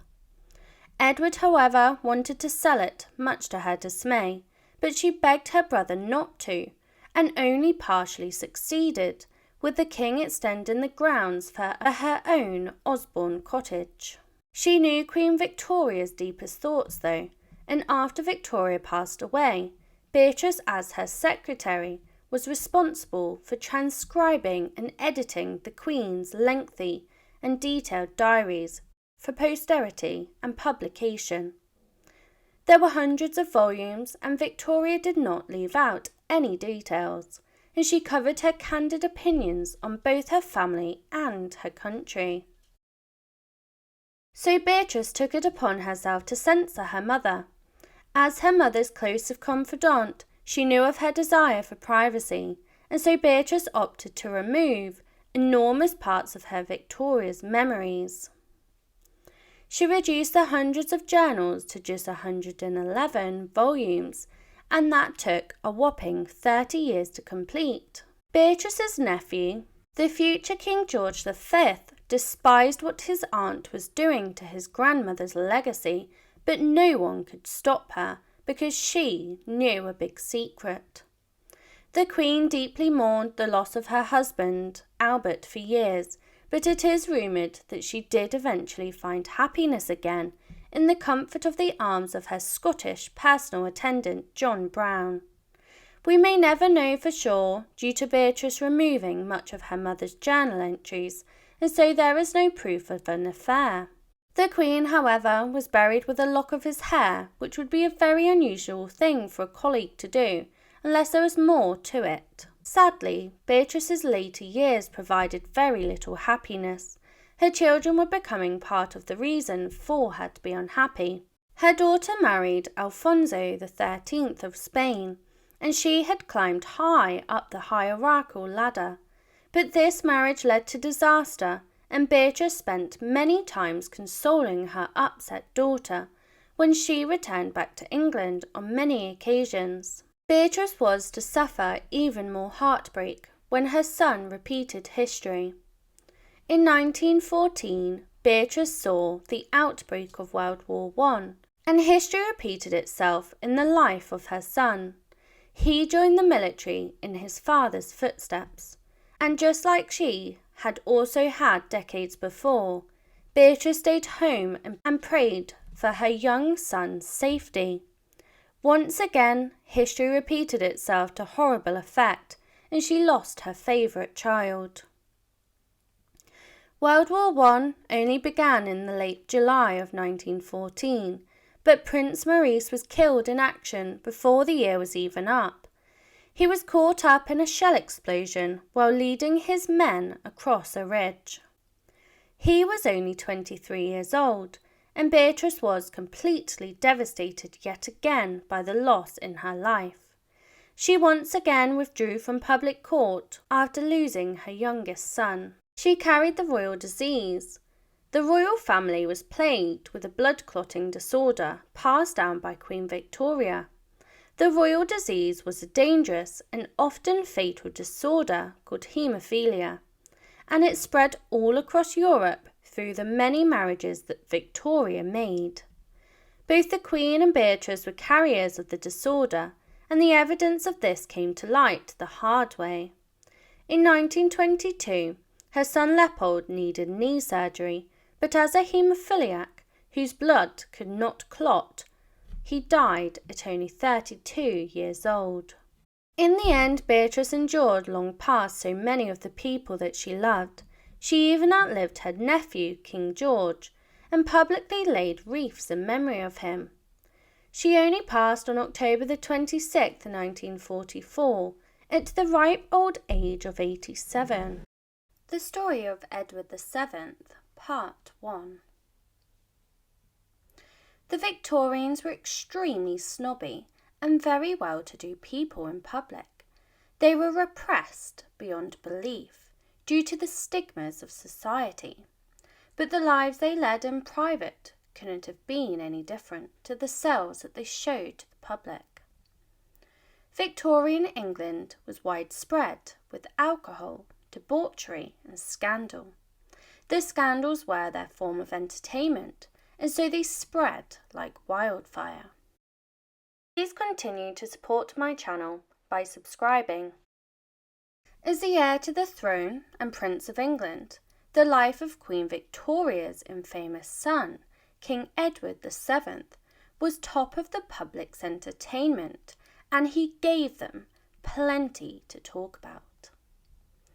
His bedroom antics was one of the most talked about gossip for centuries, and his mother was completely embarrassed by him. He was nicknamed Dirty Bertie by the public and knew how to be a royal with style.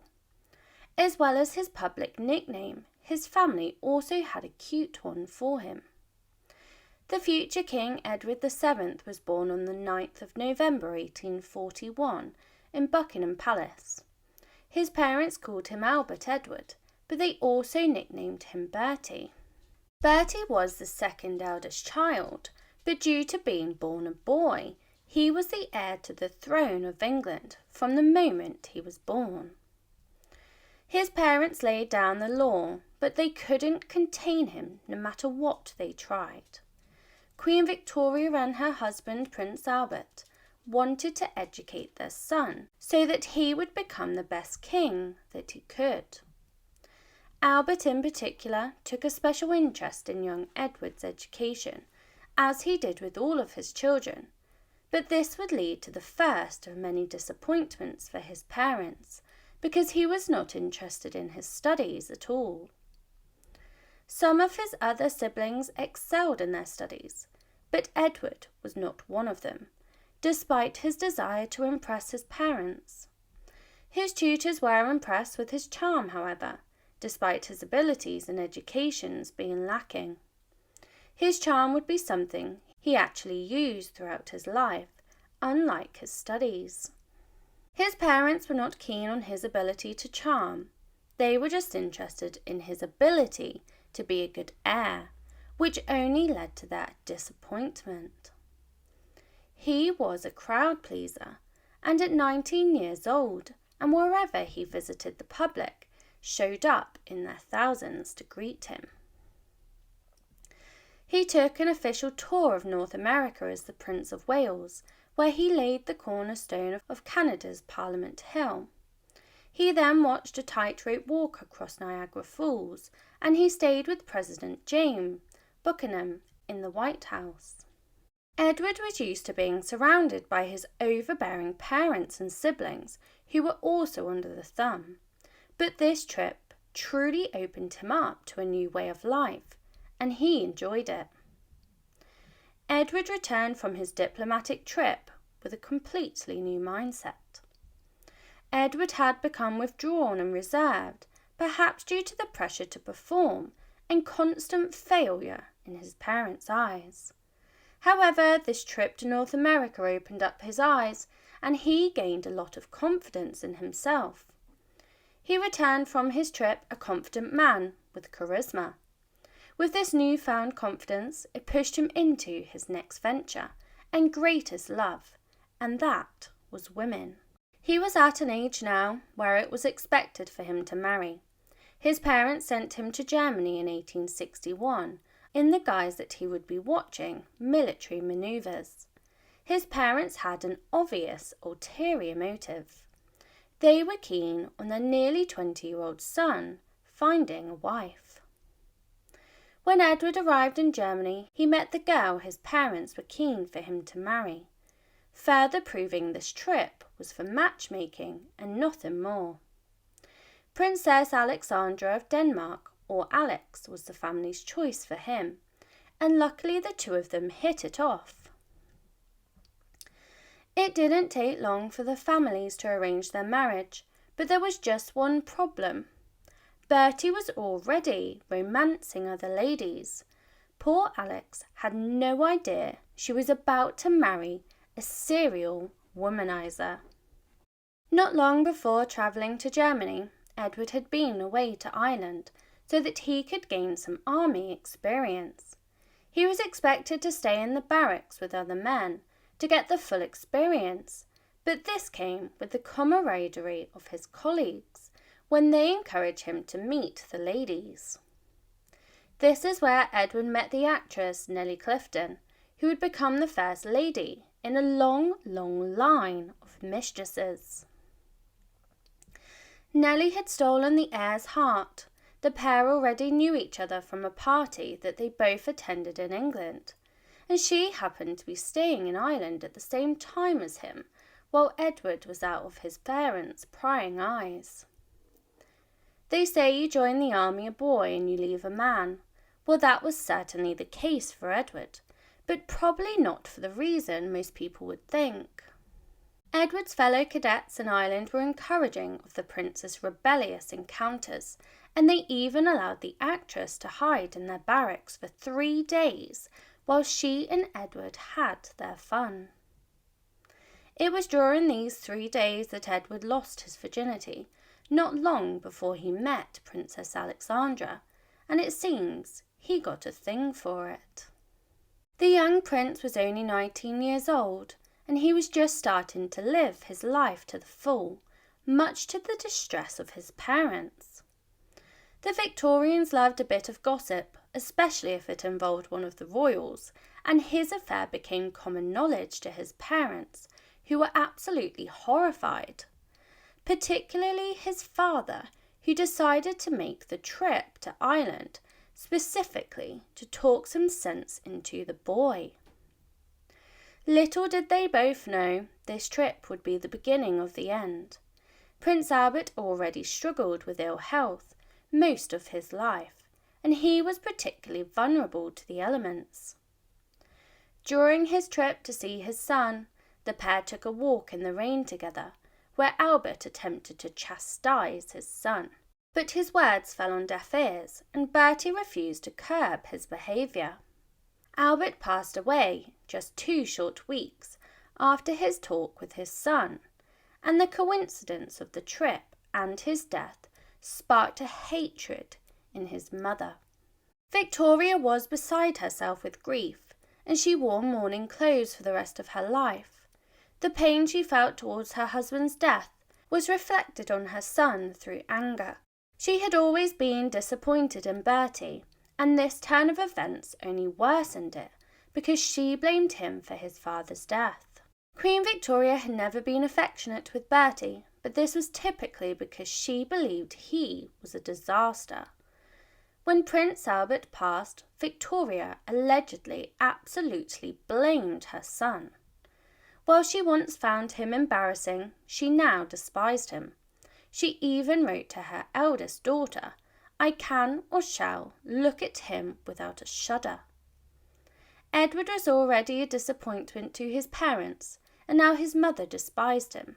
So he decided, rather than try to be the better person and make amends with my mother, that he would continue to live his life however he pleased.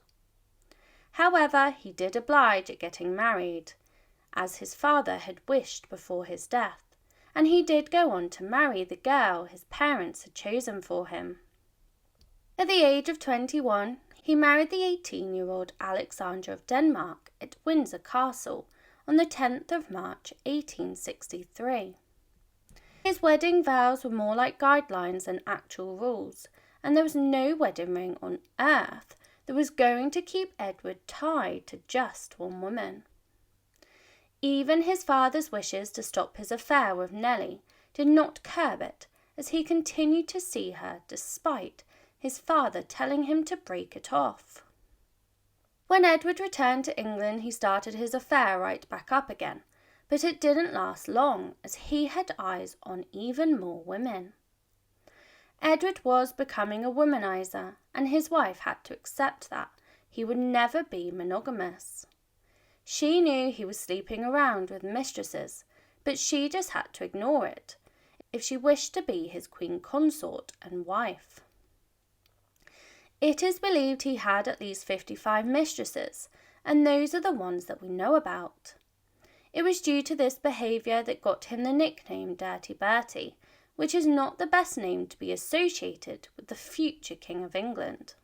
Bertie was unfazed by the nickname. He continued to womanize his way through society with his 55 mistresses, as well as the prostitutes he saw in Paris brothels also. Yet for all his debauchery, Edward was remarkably discreet, and more often than not, the society gossips could only guess at who was sharing the prince's bed on a given night. But the thing about affairs is, if you have enough of them, you start to leave behind a pretty obvious evidence. Edward had countless affairs, and he never acknowledged a single illegitimate child. He was either the most careful man alive, or he was lying about the consequences of his behaviour. Part 2 of Edward VII. Edward was facing a crisis when in 1864, Lady Susan Vane Tempest's husband died. She was full of grief, and she turned to Edward's arms. After a few years of dating, one of Susan's closest friends wrote to him in 1871, stating that the crisis was due within 2 or 3 months. This was not a very well under-wrapped secret of the pair, and this is one of many credible sources of Edward's secret love children, whom he never acknowledged. Sadly, this particular story had a tragic ending. This pregnancy and the consequential child were kept a secret by Susan until the very end. She gave birth in 1871, but the fate of this child is unknown. It is unknown whether she was forced to keep the secret or that she chose to. But when she passed in 1875, at only 36 years old, she had kept it all to herself.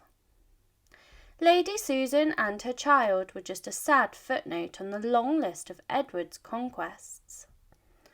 But while Edward's affair with the Lady Vane Tempest ended tragically, it stayed almost entirely out of the papers.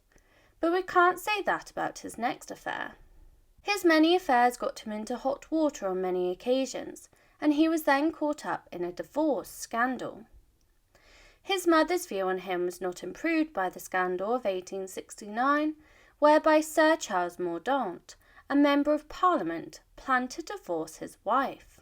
Divorcing your wife is nothing special, but this differed because this begrudged man was sick of his wife's antics, and he was willing to name Bertie in his divorce suit as a contributing factor, putting the blame on the future King of England.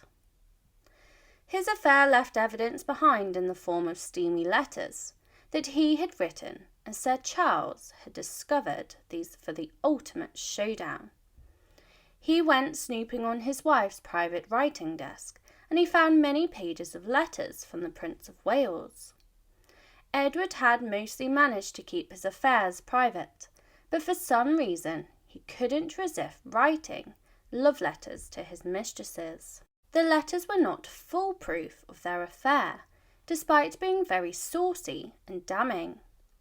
What he discovered next was all the proof he needed, because the mistress's husband caught him in their house.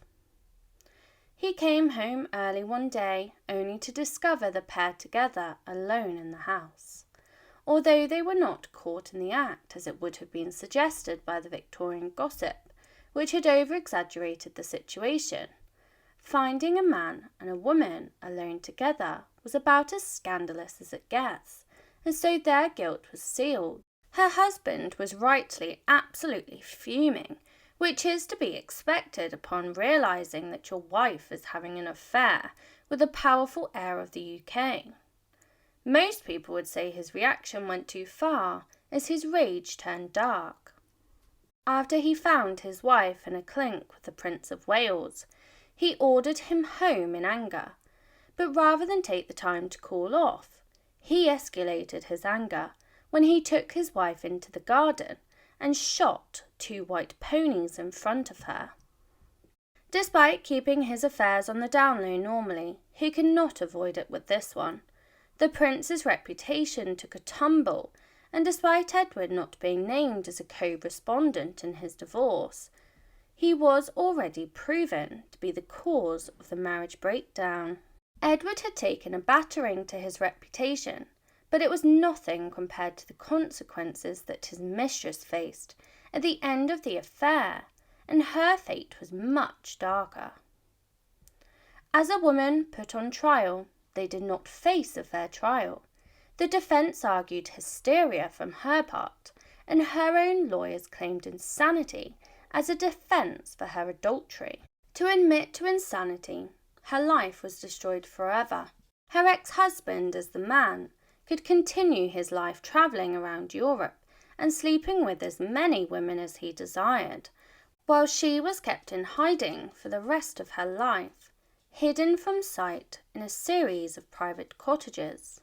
She was eventually sent to live out her final days in a lunatic asylum, where she passed away in secrecy. Many of the women tangled went on to meet sad fates, and in 1871, Edward himself nearly did too, when he was caught up in danger. Despite being caught up in many scandals, the public loved him, perhaps due to his relatability, or because he provided many an entertaining story. The scandals were piling high, and with charisma and popularity, and after his brush with the same dangerous illness as his father was rumoured to die from, they only loved him more. In 1871, Edward caught typhoid fever. He was able to cling to life, unlike some of the guests that he was staying with, while the country waited with anticipation. He was one of the lucky ones, and he survived the typhoid fever, and people of England rejoiced all over the country. He may have been a handful, but he was still beloved by the public. The country didn't need another tragedy, and losing him so young. The public believed he was a kind soul despite his scandals, because he always treated everybody with respect, no matter their class or colour. Some of his letters revealed that he was disgusted by the racism in India on a trip that he took. He remarked, because a man has a black face and a different religion from our own, there was no reason why he should be treated as a brute. Back then, racism was rife, and so his remarks were completely against the grain, and he was well ahead of others of his class. It's easy to write Edward off as a ladies' man, but there was actually a lot more to him than met the eye, because he accepted everybody.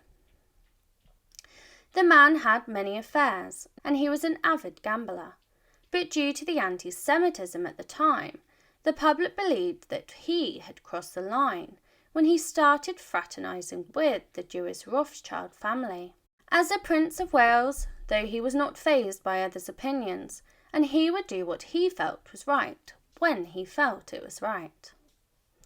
Ahead of his time in more ways than one, he was also a fashion icon in his own right, because he always knew how to dress the part. Edward shaped men's fashion all across Europe, and it didn't take long for men all over the continent to begin imitating his style. He wore tweed suits, Homburg hats, or Norfolk jackets, as well as inspiring the black tie events that we have today. The standard dress for men at evening events was white ties and tails, but Edward again went against the grain and began to wear a simple black tie. The tradition has stuck to this day, and that's not even Edward's biggest contribution to the world of men's fashion. Edward was a large man, and so he could not, or he refused to do the button of his waistcoat or suit jacket up. This tradition is still continued to be practiced today by men all over the world. Edward was the ultimate womanizer, and so his appearance was important to him, and he had a lot of married women to chase. If you thought we were done with Edward's affairs, you're sorely mistaken. We're just getting started. You would have thought Edward would have learnt from his previous affair, and despite keeping his antics out of the papers for a few years after the Mordaunt scandal, he was starting to cause a stir once again. He was attending the theatre when a young actress caught his eye in 1877.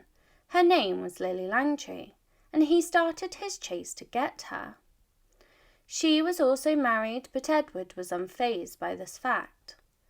What followed would prove to be one of the most intense affairs of Edward's life, and her husband never became a problem as it did before.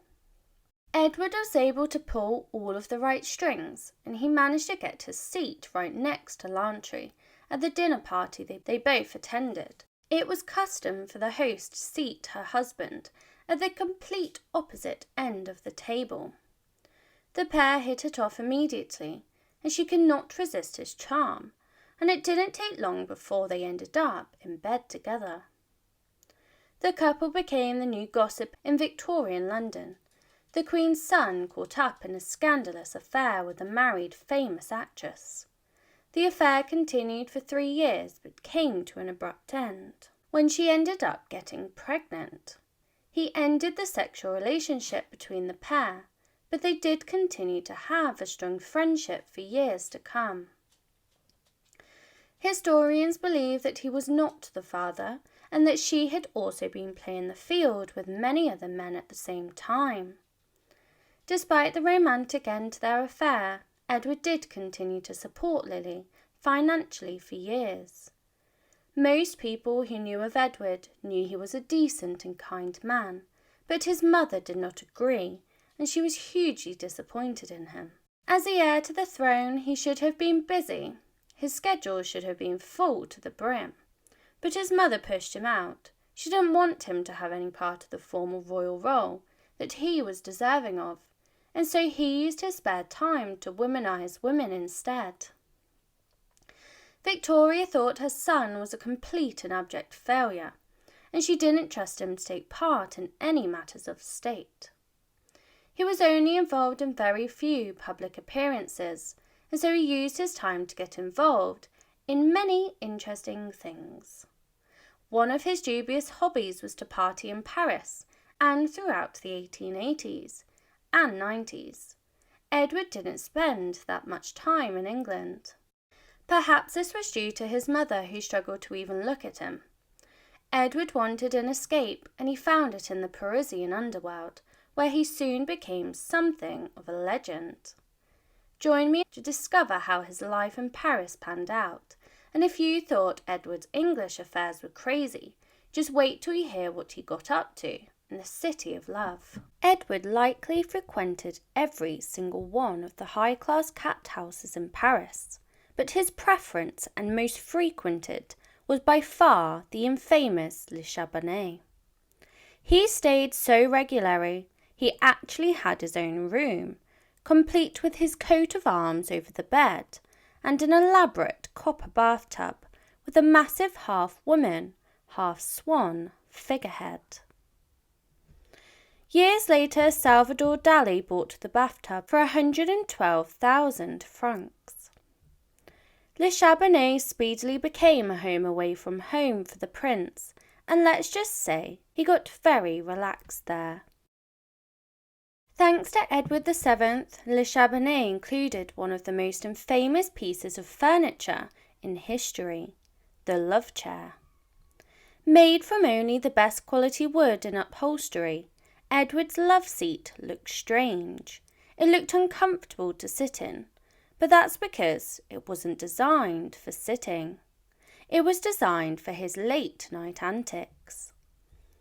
Women were Edward's favourite hobby, but he had a lot more to go around.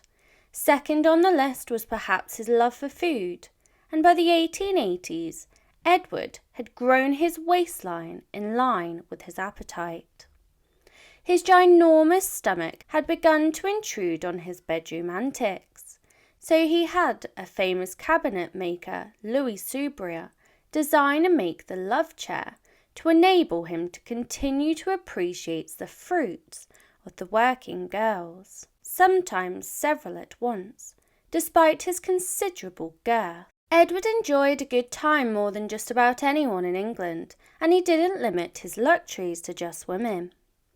The prince adored his food as well, and reportedly ate 5 whole meals a day, most of them gluttonous 10-course extravaganzas, and of course he needed copious amounts of boudet and champagne to wash it all down with. By the time he finally became king, Edward's waistline had ballooned to 48 inches. No wonder he needed that special chair. Although publicly the Victorians were viewed as being prim, proper and suppressed people, behind closed doors they were debauched, full of affairs, gambling and drinking. Edward's debauchery had only just begun, and there's another crazy story about him. If you attended the Parisian nightlife in the 1880s and 90s, there was a high possibility that you would bump into Edward sooner or later. While he loved Le Chabanais and his love chair, he knew that variety was the spice of life.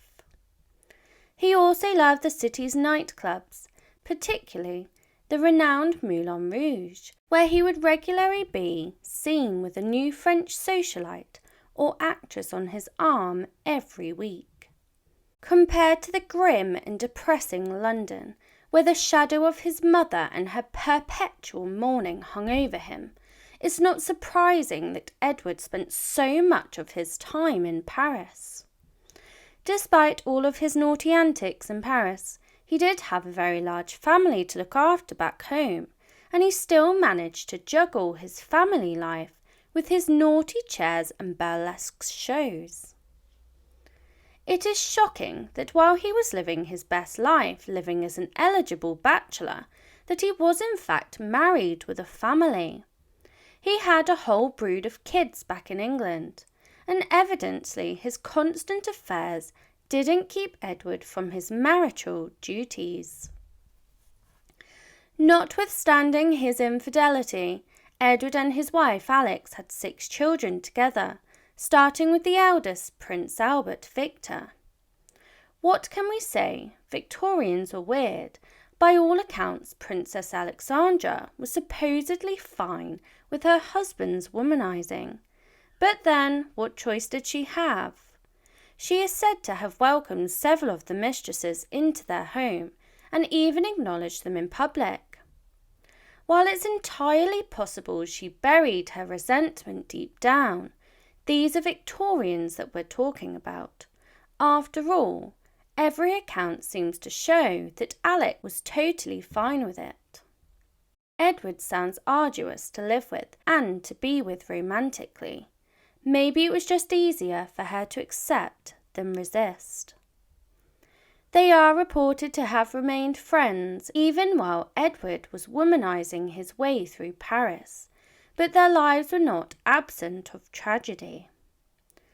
Edward and Alexandra had 6 children. Their 6th and final child, Prince Alexander John, passed away just a day after he was born. This left the couple devastated, and they would not go on to have any more children. Agreeing to reports of that sad day, Edward individually laid their boy in his tiny casket, with tears rolling down his cheeks. This tragic loss of a child would not be the only loss they would experience, and it wasn't long until they were having to bury yet another one of their children. Not even Edward could keep up his playboy antics forever. Perhaps his age caught up to him, but in 1890, Edward confessed to his son, George, that he was finally getting too old for these amusements. That did not mean that he gave up all of his debauched behaviour, and he maintained relationships with various mistresses until the day that he passed away. He just slowed down a little. However, he clearly had an addictive personality, and the absence of hundreds of women in his life just left for more time for other bad habits. Another bad habit that he enjoyed was gambling. It was Edward's style to get tangled up in yet another scandal, and this was no different. Despite his numerous trips to Paris, Edward had in some way survived a few years without a major public scandal, but all of that was about to change. In 1890, he attended boys' night with other high-flying members of society at the home of one Arthur Wilson for some friendly high-stake baccarat. There were just 2 problems. First of all, the game was absolutely illegal, and secondly, Wilson caught one of Edward's friends, Sir William Cumming, cheating. Although this friendly night seems like a small-time offence, this incident reflected very badly on Edward, and it didn't just blow over like you would expect. It would unravel to be one of the biggest scandals to rock the royal family in years, when he had to attend court. Gordon Cumming, like a lot of people who were caught cheating, went into defensive mode. He angrily exploded on his accusers and demanded a retraction of their accusations. Tempers were heightened and the debacle ended up in court. This was bad enough for Edward because everybody knew that he was there that night, but it was about to get a whole heap worse. The scandal was intensified for Edward because he was called as a witness to testify. This was the first time any English court had called an heir to their throne to stand trial in over 400 years. Due to his association with this man, Gordon Cumming, that the court found guilty of cheating, his reputation took a massive hit. The Victorians were extremely judgy and would cancel anybody who went against the status quo. In retaliation to the man's actions, he was kicked out of the army and completely ostracised him from public society. The public were angry at the prince, but being the best charmer of England, the people weren't going to stay mad at him for long.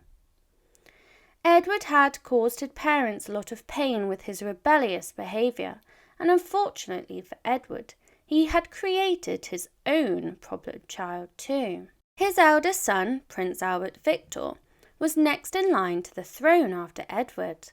It appears that the young prince took after his father, because when Albert Victor grew into a young man, rumours began to spread about him too, and he became the new form of gossip for the people. He became nearly as scandalous as Edward, with rumours spreading about his wild affairs, rumours that he was a male prostitute, as well as strange rumours that he was secretly Jack the Ripper. But then tragedy struck. Prince Albert Victor, at a very young age of only 27, when in the prime of his life, the influenza pandemic of 1889 ravaged England. Pandemics do not discriminate against one class, and senior and poor classes alike suffered. The strapping young prince fell victim to the disease before passing from pneumonia on the 14th of January 1892, and Edward's heartbreaking letters reveal just how devastated he was.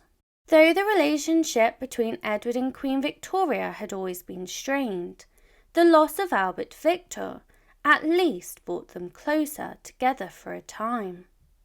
In the following days after Albert's passing, Edward surprisingly wrote to his mother, "To lose our eldest son is one of those calamities one can never get over. I would have given my life for him, as I put no value on mine." It took a few years for Edward to get back on his womanizing wagon that he was accustomed to. He met Alex Keppel, a woman 26 years his senior. Even at 56 years old, Edward was still the same old dirty rascal, and Keppel rapidly became his new mistress. There was something special about Alice Keppel. She was different to his usual mistresses, and they had an arrangement. Keppel had at least one thing going for her in Edward's eyes. She was married, and this was evidently something that the prince enjoyed. He started visiting her at her home at 30 Portsmouth Square. Her husband would make himself scarce for these royal visits. Her husband perhaps knew that he could benefit financially from having involvement with the heir. Edward was inclined to treat the women who shared his bed exceptionally well, sometimes even after their affairs ended. He couldn't just flat out give Alex Keppel money for the privy purse, but instead Edward gave her shares in a rubber company. She earned a cool £50,000 out of the deal, which is about £7.5 million today. Even her poor husband got something out of the arrangement when Edward found him a new job with a better salary. Eating 5 different 10-course meals a day can't be healthy, but neither is smoking 20 cigarettes and 12 cigars daily. But that didn't stop Edward. Edward truly lived the motto, "We're here for a good time, not a long time." But despite his plumpness and smoking like a chimney, Edward clearly never had trouble finding the ladies. No, the trouble came after he found them. And the scandals did not stop coming. He went on to start dating Lady Randolph Churchill, which is Winston Churchill's mother. When he crossed paths with Winston Churchill's mom, she was used to being embroiled in her own scandals. She was known as Jenny to her friends, and those that enjoyed Edward's gossip on his affairs also gossiped about the many or equal stories about Jenny also. It was only a matter of time before the two of them crossed paths. As his usual type would suggest, Jenny was a married woman, but you and I both know that didn't really matter much. As if history was repeating itself and that he had not learnt from his mistakes of the past, Edward began to write her secret, steamy letters.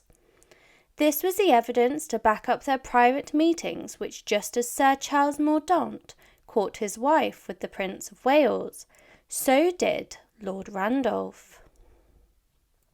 Their friendship and romantic connection was shown through their nicknames. Edward called Jenny Machair, and she affectionately called him Tum Tum in these letters. With the Victorians, you have to read between the lines. While a lot of them were freaks in the sheets, Edward especially, they would never be so daring as to be obvious in writing. That's why Edward's letters to Lady Randolph Churchill may perhaps not appear so ridiculous. He would occasionally ask to go and see her for Japanese tea and entertainments, which doesn't sound too weird until you understand what Japanese tea actually meant to the pair. Edward wasn't talking about green tea. For the romantic pair, Japanese tea meant that she would serve him tea, wearing nothing but a loose-fitting kimono. Aside from Queen Victoria, nearly everybody else in England seemed to love Edward, but a further scandal may have transformed that. This one involved him being embroiled in another love triangle. Daisy Greville became another of Edward's mistresses, but when she and the prince grew apart, she cozied up to his friend, Lord Charles Beresford. As affairs often do, the affair turned sour between the two, and Edward took it upon himself to get involved in their feud, siding with Daisy over his previous friend. This left Beresford infuriated, and the feud shattered their once close relationship. This resulted in the charming prince making his very first enemy.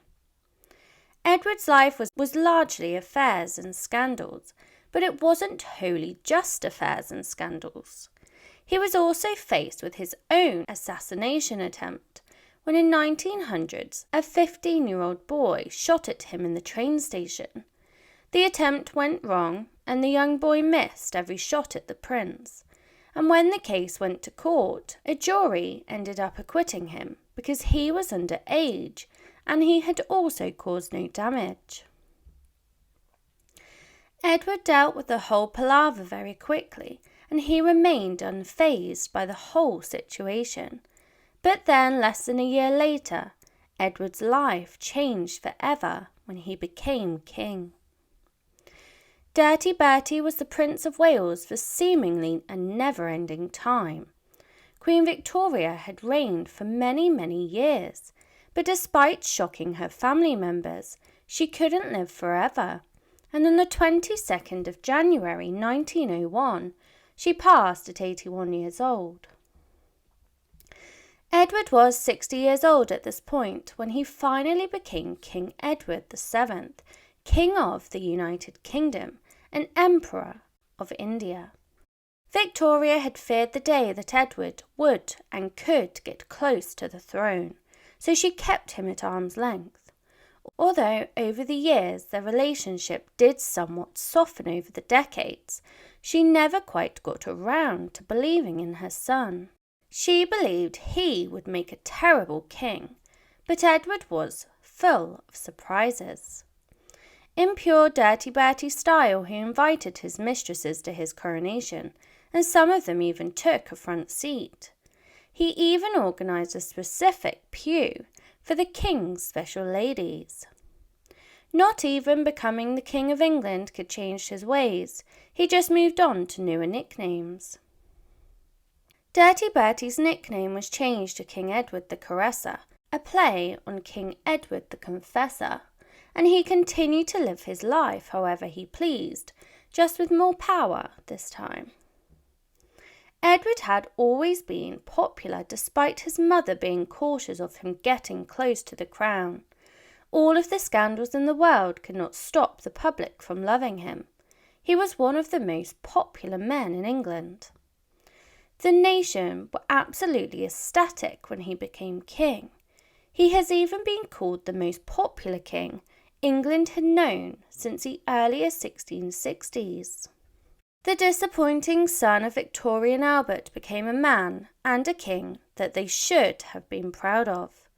Alongside his naughty nicknames that reflected his scandals and mistresses, he was also known as the Uncle of Europe. This was because he was related to nearly every single monarch on the continent, due to the many matchmaking couples that his mother had made. Victoria had held a gloomy and mourning vibe over the public for years, and the people felt suppressed. But with Edward as king, the public could breathe a sigh of relief. However, due to his poor health choices, his reign unfortunately did not last long. Queen Victoria reigned for 63 years, and Edward didn't even make it to 10. By 1909, his health started to decline. On one occasion, he even fainted during a state visit to Berlin. He made a recovery from his fall, but this marked the beginning of the end. It was only a year later that he once again collapsed, during a visit to France. His condition had worsened and it was much more serious. His poor health came at the worst time for politics, as the government was in crisis and needed their monarch to be strong. England had elected a Liberal government, but the tenaciously conservative House of Lords refused to pass their budget. Edward needed to give his full attention, but he was just too poorly to travel back to England. His illness was kept a secret by his attendants, so everybody in England assumed he was just off gallivanting in France like the old days. Edward was nearly 70 years old and his lifestyle had finally caught up to him. His health continued to decline further and further, and although his mother doubted his ability to be king, Edward took his role very seriously, and he wanted to work until the very end. However, on the 6th of May 1910, he suffered several heart attacks. His doctors tried to urge him to his bed, but he refused, saying, "No, I shall not give in. I shall go on. I shall work to the end." And he did just that, because while he didn't realize it, the end was near.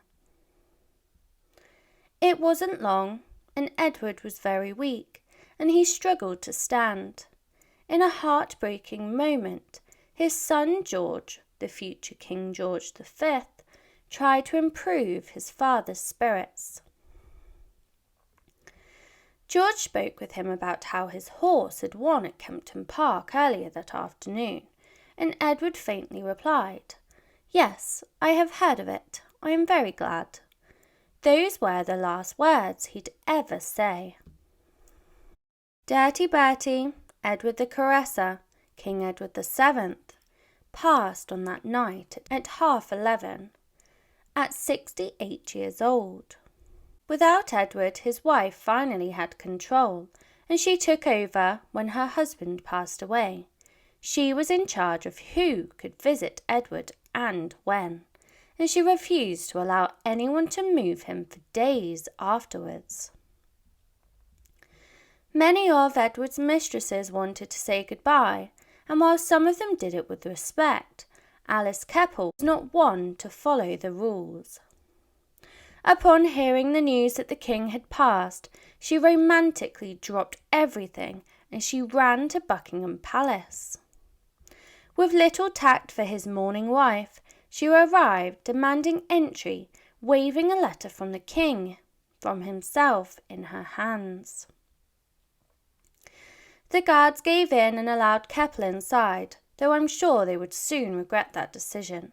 Alexandra had bit her tongue and held her cool for many years, but Keppel's behaviour had broken her patience until she finally muttered, "Get that woman away," and her guards took Keppel outside.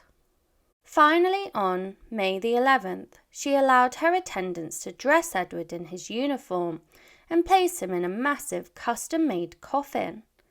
3 days later, she finally moved his body to the throne room to lay in state. Alexandra noted that Edward's body, now 8 days cold, was still wonderfully preserved. He laid in state for several days before Alexandra had attendants place Edward's remains on a carriage, and they began the long, sad walk to Westminster Hall, along with the rest of his family. Even Edward's beloved dog, an adorable wire fox terrier named Caesar, trotted along beside them. The family remained for a short service before they made a swift exit, so that the public could mourn over their late king. The hall was open to the public, and as one of the most popular kings in England history, mourning crowds arrived in droves to pay their respects. Before Edward's burial, over 400,000 people filed past his coffin in just 2 days. The scandalous prince turned beloved king was gone, and the people wanted to say goodbye.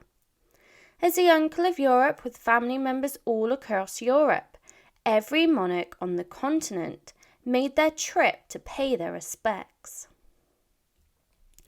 It has been described as one of the greatest assemblage of royalty and rank ever gathered in one place, and, of its kind, the last. It would only be a short few years later that World War I would tear Europe apart, where kingdoms fell, alliances broke, and Europe was never the same again.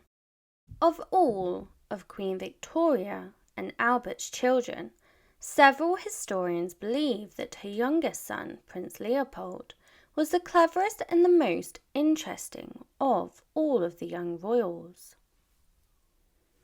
His short life was full of intrigue, drama, and a danger that was at the very heart of the British monarchy, despite him never being able to see the British throne. The eighth child and second youngest heir of the reigning Queen Victoria and her husband Prince Albert, little Leopold came into the world as something of a medical marvel. Queen Victoria had given birth 8 times, and she controversially used chloroform as a form of pain relief, which went against the status quo of the public at the time. It was a Christian belief at the time that women were supposed to suffer in childbirth, and if they interrupted this natural way of things, there might be divine consequences. Leopold came into the world happy and seemingly healthy, and the palace was full of relief. However, this relief did not last very long, as his health took a decline over the years. Victorian concepts of parenting are a lot different than our own today, but the royal household of Queen Victoria was bizarre by any standards. Victoria had outwardly reported how much she despised being both childbearing and large parts of child rearing, despite having a large brood of 9 children running around. As the 8th child, Leopold was often forgotten, and the impact of his birth on his mother may have led her to suffer from postpartum depression. And Leopold's father, Albert, wrote in a letter not long afterwards about Victoria's continuance of hysterics. Victoria played her children off against each other, and one way to do this was to put forward her favourite child over the others. Her alleged favourite was Prince Arthur, who she told her husband Prince Albert that out of all of her children, Arthur was dearer than any of the others put together. Leopold was always known to be a sickly boy, just like his father. He suffered greatly with anxiety, which led to a number of physical problems, such as indigestion, and no matter how much the palace fed him, he remained rail thin and weak. When he was a growing toddler, he started moving around, and he would bruise very easily and suffer major injuries at the smallest of falls.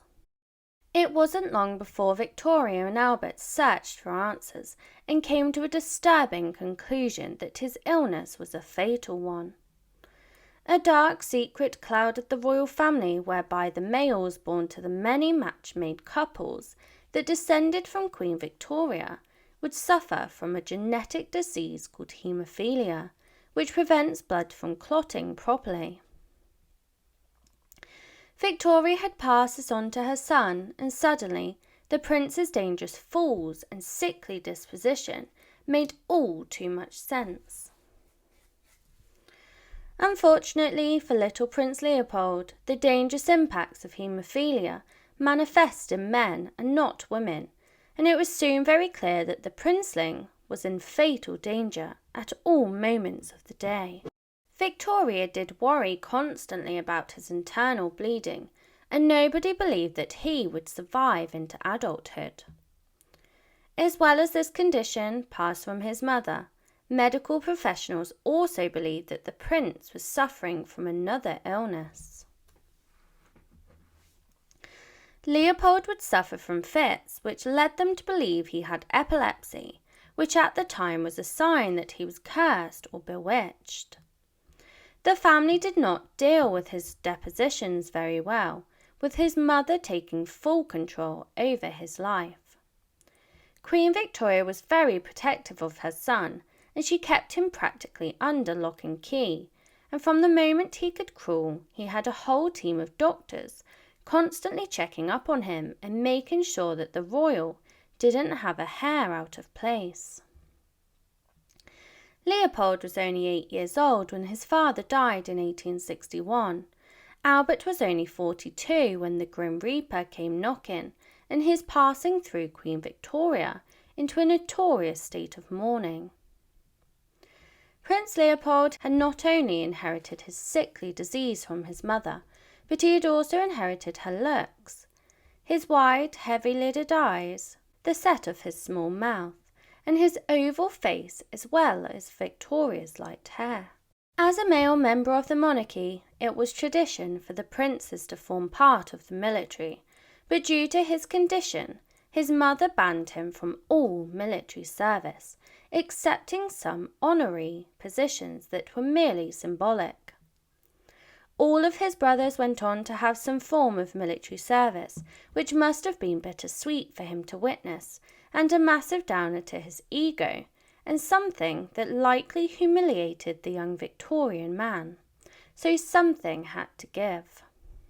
Leopold could not be physical in any way, and so he turned his attention to his mental capabilities.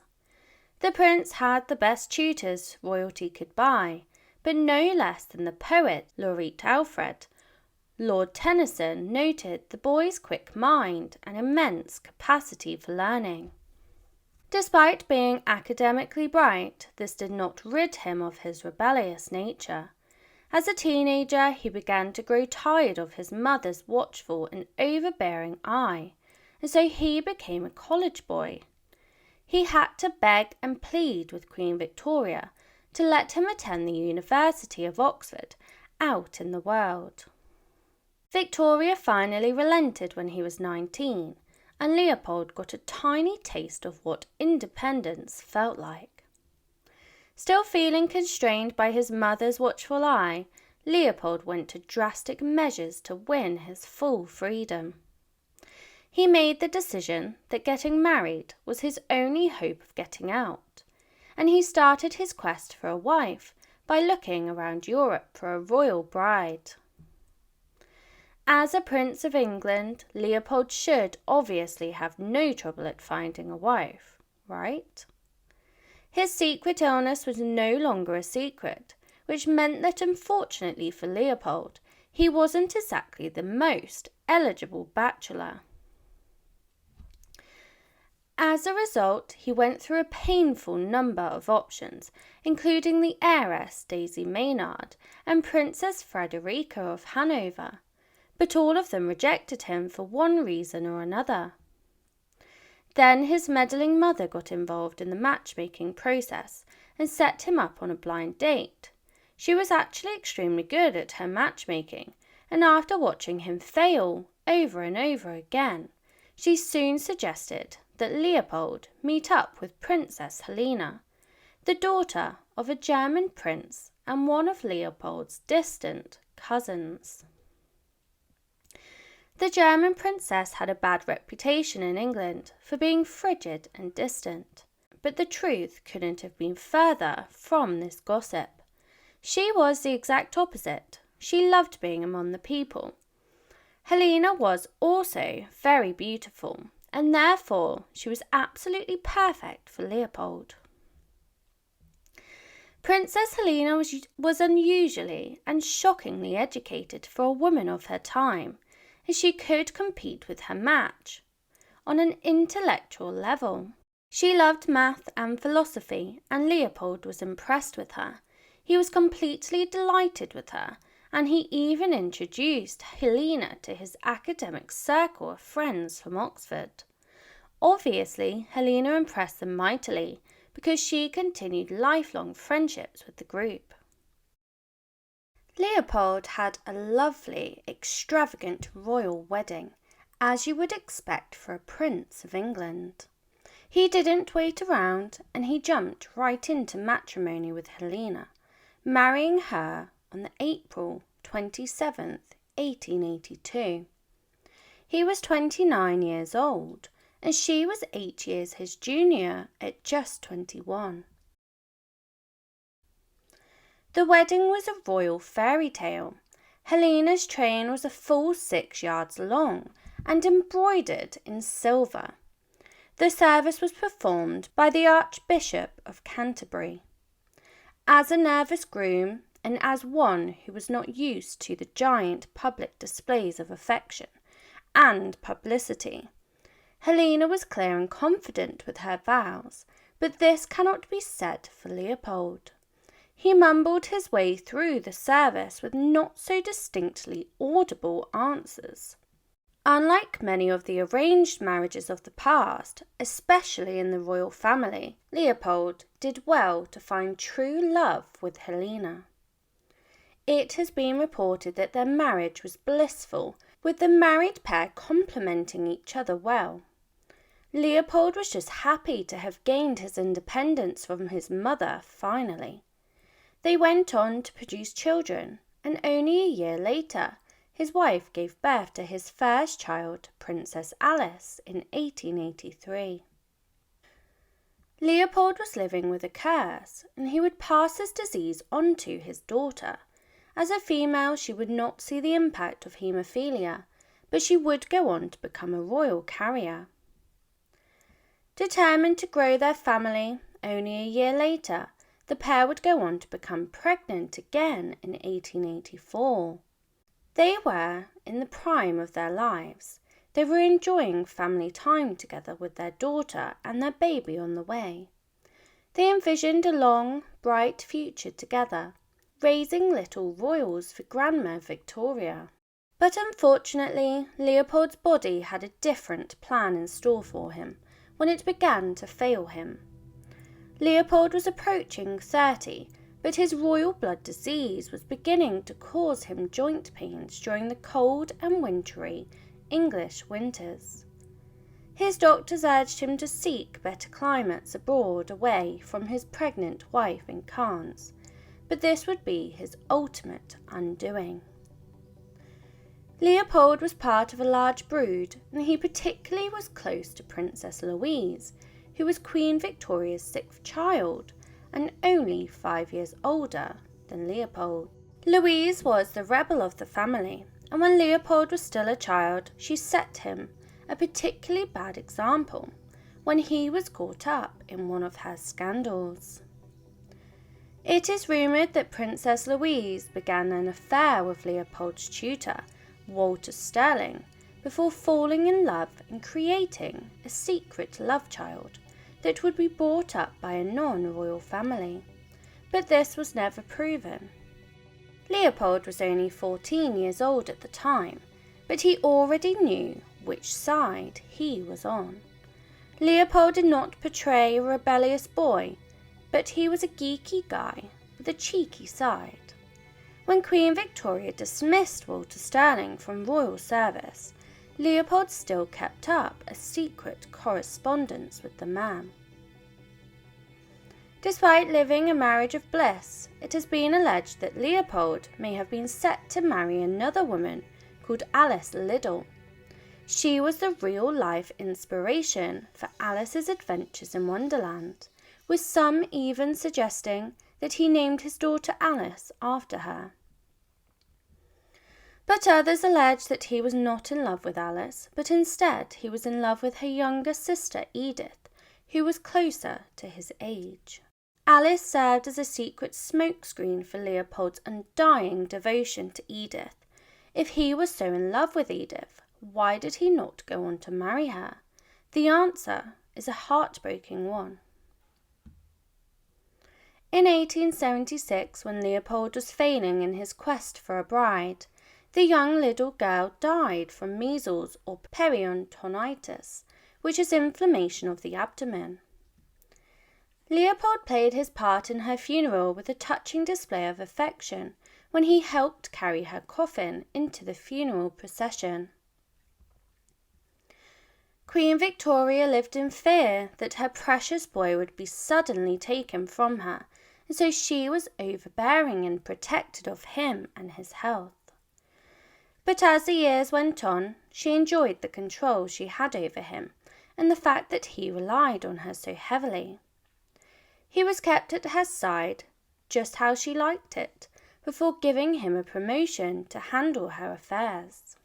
When Leopold was a young adult, he became Queen Victoria's personal secretary, an unofficial position that his father Prince Albert had mostly held before his untimely passing. In some ways, Leopold's meticulous mind was ideal for this position, though it also pushed him to be concerned with court interests, something he was much less interested in.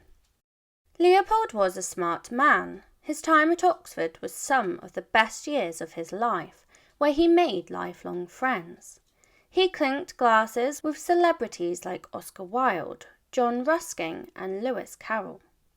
While these were socially acceptable activities for a royal prince, he was also embroiled in a secret society that his brother introduced him to. The future King of England, Edward, who was notorious for his debauched behaviour and scandals. He was introduced into the notorious secret society, the Freemasons. Leopold was no lonely rank and file either. After all, Albert Edward was a worshipful master and the most senior member of the Oxford location. Following the advice of his doctors, Leopold left his pregnant wife behind to travel to, in February of 1884, in the hope to reduce his haemophilic symptoms. He was staying at the lovely Villa Nevada residence. He had been there for a month when disaster struck. While in his villa on March 27th, he slipped and fell. This should have been a minor ordeal, but due to the prince's blood-clotting disease, when he hit his knee and banged his head, it was catastrophic. The prince had been reminded of the dangers of hurting himself, and how the tiniest of bruises and bang-ups could lead him severely injured or worse, and for good reason. This fall was devastating to the royal. His condition worsened over the coming hours, until in the early morning of March 28th, the prince never woke up. The culprit behind his untimely end was gruesome. He had done well to avoid this level of injury throughout his life, but his luck had finally run out. This small bang to his head had led to a fatal cerebral hemorrhage, which led to his death. In his tragic wake, he left destruction when his mother mourned him deeply. When Victoria heard of Leopold's passing, her response was absolutely heartbreaking. She had already suffered the loss of her dear Albert, as well as Leopold's older sister Alice, and she was beside herself with grief and loneliness, as she wrote in her journal. To lose another dear child far from me, and one who was so gifted and such a help to me, is too dreadful. Then his wife was left alone, still pregnant at home and full of grief. She gave birth to the son he would never meet in that summer, Charles Edward, who would never know his father. His deadly disease was luckily not passed to his son, but that didn't mean that his family was safe. Leopold truly may have been cursed, and the curse did not end with his death. In the years after his death, his children and his wife suffered heart-wrenching fates. His first daughter Alice passed her haemophilia genes on to her eldest son Rupert, who then went on to die at the young age of 20 in a car accident, an event that his illness surely made worse. Yet Leopold's own son did more damage to his name when he lost his way. Growing up without a father figure is difficult, and little Charles Edward needed some guidance in his life. The man was not plagued by his father's royal disease, but he was plagued with the extremist ideologies when his son turned into a Nazi sympathiser, fighting on the German side in both World War I and World War II, before the English government stripped him of his titles for his participation. He became estranged in 1954. Charles Edward passed away while living in poverty. Leopold was the first known male royal in the British line to suffer from haemophilia, but he wasn't the last. The tragic tale of his legacy is infamous. One of Victoria's granddaughters was Princess Alix of Hesse, who was also a carrier of haemophilia, and she became Alexandra, the last Tsarina of Russia. Alexandra ended up passing on her haemophilia to her firstborn son, Alexei. Alexei's haemophilia was severe, and his mother grew desperate, even seeking the controversial help of the dark holy man Rasputin to save Queen Victoria's great-grandson. This, as we know now, was one of the matches that lit the Russian Revolution and eventually toppled the Russian royal family. The life of Alfred, Duke of Saxe-Coburg in Gotha. Prince Alfred was born on the 6th of August 1844 at Windsor Castle. He was the second son and fourth child of Queen Victoria and Prince Albert. His family nicknamed him Affy, and he was second in line of succession to the British throne, behind his elder brother, the Prince of Wales, Prince Edward. In later life he would go on to be known as the Duke of Edinburgh, Earl of Ulster and Earl of Kent, from 1866 until he succeeded his paternal uncle, Ernest II, as the reigning Duke of Saxe-Coburg in Gotha in the German Empire. Alfred was baptised by the Archbishop of Canterbury, William Howley, at the private chapel in Windsor Castle on the 6th of September 1844. He was given 3 godparents, and they were his mother's first cousin, Prince George of Cambridge, his paternal aunt, the Duchess of Saxe-Coburg in Gotha, and his mother's half-brother, the Prince of Leningen. Alfred remained second in line to the British throne from his birth until the 8th of January 1864. This was the day his brother's first son, Prince Albert Victor, was born, and therefore he was demoted to third in line to the throne.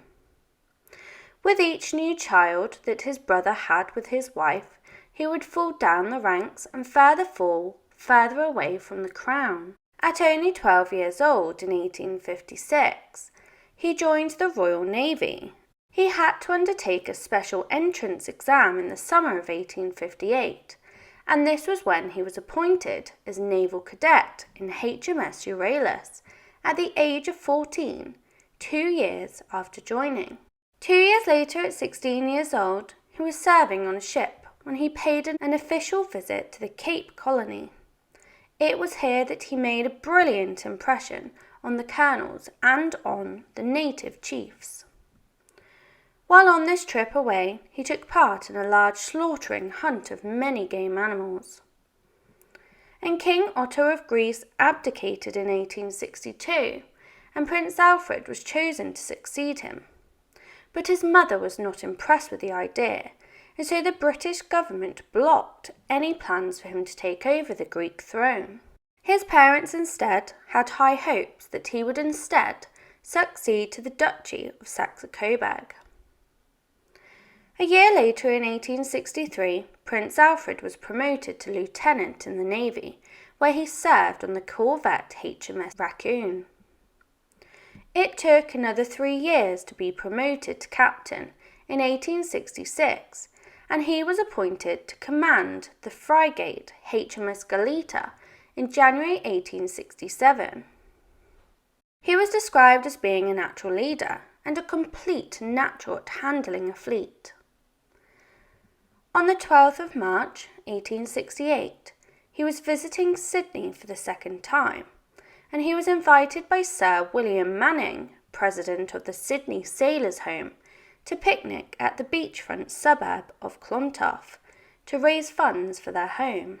It was during this event that he was wounded in the back by a revolver fired by Henry James O'Farrell, a mentally unwell man who had attempted to assassinate the prince.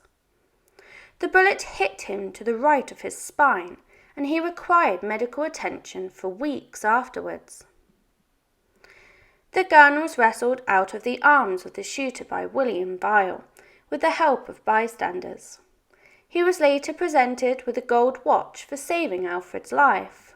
Another bystander, George Thorne, was wounded in the foot by O'Farrell's second shot. O'Farrell, the shooter, was arrested at the scene, quickly tried, convicted, and hanged on the 21st of April. Alfred got well from the vicious attack. He was able to resume his responsibility of commanding the ship, and he then returned home in early April 1868. There were many matches on the cards for Prince Alfred, and his mother was just getting started on her meddling matchmaking. She spoke at great length with Victoria, Princess Royal, via many letters. In 1862, Queen Victoria wrote to Victoria, Princess Royal, that she wanted Alfred to marry Princess Dagmar of Denmark. She wrote, "I hear that the Emperor of Russia has not given up his intention of asking for Alex or Dagmar for his son. I should be very sorry if anything were decided for Dagmar before you had seen her, as it would be one last chance for Afy." His mother would later decide that the match was not convenient due to the anger of the Germans towards Denmark over disputed territories. This was not helped by Alfred being the heir to Coburg. She wrote again to Victoria, Princess Royal, "Respecting Dagmar, I do not wish her to be kept for Afy. Let the Emperor have her." Dagmar later married Alexander III and became the Empress of Russia. Another match on the cards was that of Grand Duchess Olga Konstantinovna of Russia. She wrote to Victoria, Princess Royal, "It is a great pity that Sunny's charming daughter is a Greek. She would do so well." In 1867, Queen Victoria told Victoria, Princess Royal, that "I had thought and hoped at one time for dear little Olga, who is now to marry King George." Alfred, the shy and handsome prince, was visiting his sister, Princess Alice, who was married to his future bride's first cousin. He met with the 15-year-old Grand Duchess Maria Alexandrovna in August 1868. The couple did not get together straight away, as Alfred's job in the Navy kept him away travelling for 2 years after their first meet-up.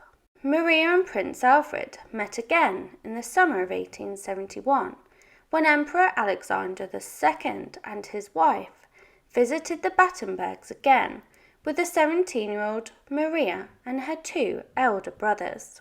Alfred was also there with the Prince and Princess of Wales. The pair were reunited and hit it off immediately.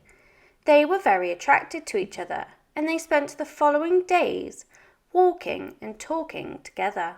They bonded over their common interest in music, and they both played musical instruments. Alfred was an amateur violinist, while Maria played the piano. Alfred was very interested in music. He loved to play the violin, although he was never able to master it to a high level of skill, but it still remained one of his hobbies nonetheless.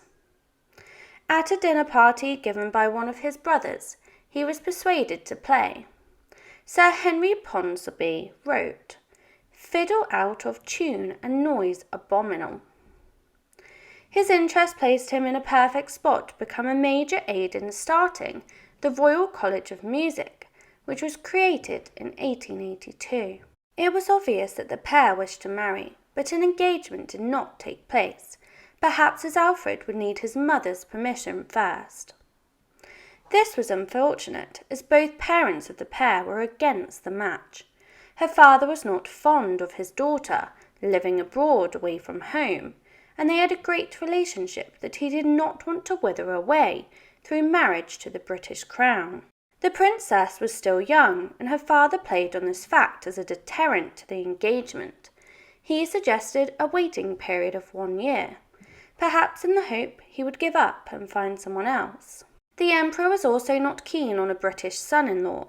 The Russians were particularly anti-English after the Crimean War, and politically it seemed a bad idea to engage his daughter to a Brit. The empress shared her husband's views, and she found the British culture peculiar, as well as perceiving the English people as being cold and unfriendly. She did not believe that her daughter would live a happy life there. Queen Victoria was also not keen on the match. It was unheard of for a British prince to marry a Russian Romanov, of whom was from a religious Orthodox family. The Queen was aware of the perception the Russians had of the English, and ironically, she felt they were unfriendly towards Britain. There was also the matter of trust for Victoria, who did not trust Russian motives with India. Join me in part 2 to see how the negotiations went for the pair's wedding, as well as the far from traditional Russian-English wedding that went ahead. Part 2 of Prince Alfred and the marriage negotiations to his bride, as well as the Anglican Orthodox wedding that took place. However, despite all of the angst against the proposal and marriage, negotiations began in July 1871, but they stalled in 1872, only to be resumed again in January of 1873. Rumours were circling of the unmarried Maria being compromised by another man, and her parents were therefore keen to marry her off, just not to the British prince. Both sets of parents continued to find other suitors for their children, but the couple would not budge. They were in love, and Alfred did not believe the rumours being spread about his dear Maria. Queen Victoria therefore swallowed her pride, and she said nothing. Maria's mother presented her with 2 more princes as alternatives to her daughter's choice. These were the Prince of Württemberg and the Prince of Mecklenburg-Strelitz, but she did not like either of them. Her mother had failed in her quest for a German prince, and so she gave in, and a meeting was arranged between Alfred, the empress, and her daughter. They all met in Sorrento, Italy, in mid-April 1873. Although this meeting had been patiently awaited by the loved-up couple, their plans did not go swiftly, as Marie came down with fever, meaning that Alfred could only spend a short amount of time with her. This same year, a dispute erupted between Britain and Russia over the Afghan border, and Queen Victoria's advisors advised that perhaps this marriage could ease some of the tension between the two countries. In June 1873, Alfred was invited to meet Marie and her parents in Guggenheim. Only a short time later, in July, Alfred asked for Maria's hand in marriage, and of course she eagerly accepted him.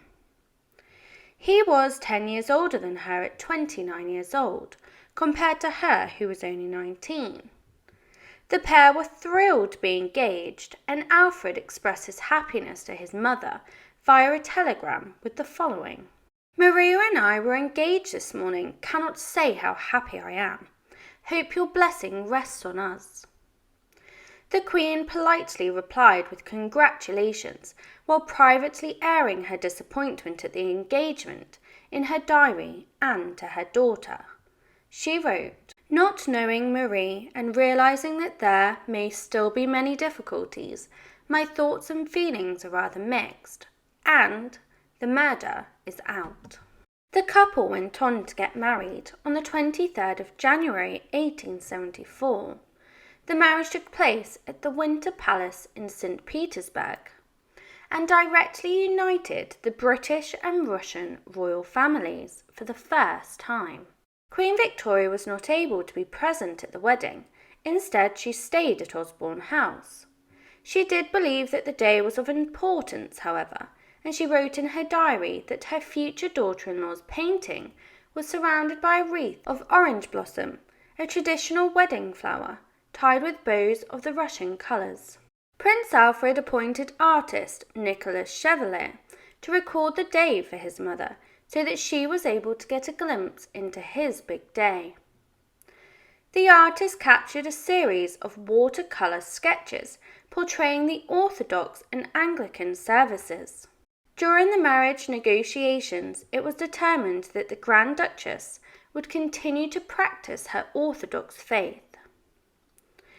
Queen Victoria had never witnessed an Orthodox wedding ceremony, and the artist deemed it important that she could follow the ceremony easily. Chevalier produced a sketch of this service with 2 slips that could be moved to help illustrate the different parts of the ceremony, including the groomsmen holding nuptial crowns over the heads of the bride and groom, her procession around the lectern, and a blessing. Alfred explained to the Queen, "By using the little additional strips you will be able to follow different parts of the ceremony." Queen Victoria undoubtedly enjoyed the idea of an unfamiliar Orthodox ceremony and how atmospheric the setting was with the soft candlelight of the Winter Palace's cathedral. Off the back of this, she commissioned an oil painting of the moment, which was delivered to Windsor Castle the following year and hung in the Grand Corridor before being moved to Buckingham Palace in 1901. The artist was also able to sketch the grand costumes of the wedding party in a series of introductory sketches for the oil painting. The Grand Duchess, who became the Duchess of Edinburgh, wore a silver and gem-set traditional dress worn by all Russian imperial brides for their wedding, paired with a traditional headdress. Queen Victoria's lady-in-waiting, Augusta Stanley, wrote in a letter to the Queen that the Duchess's head must have ached with the immense weight of jewels, the necklace of diamonds, the most beautiful I ever saw. After the ceremonies, a banquet was held for 700 guests, before a ball was staged in the splendour of the throne room of the Winter Palace. Over 3,000 people attended the ball, and Chevalier's sketch of the event shows dancers parting to form a passage for the bride and groom and other members of the British and Russian royal families. The public wanted in on the action, with a small bakery creating a new biscuit to commemorate the wedding. This is now a well-known biscuit called Marie, with the Duchess's name imprinted on its top. The Duke and Duchess of Edinburgh arrived back in London for their public appearance on the 12th of March, but they did not go on to have the happiest of marriages, and the public often saw her as being quite arrogant. Her arrogance showed when she wanted to take precedence over other women in the royal family, even demanding that she take precedence over the future Queen Alexandra and all of Queen Victoria's daughters. This was due to her believing that the Danish royal family was inferior compared to hers, despite Alexandra being married to the heir of the crown.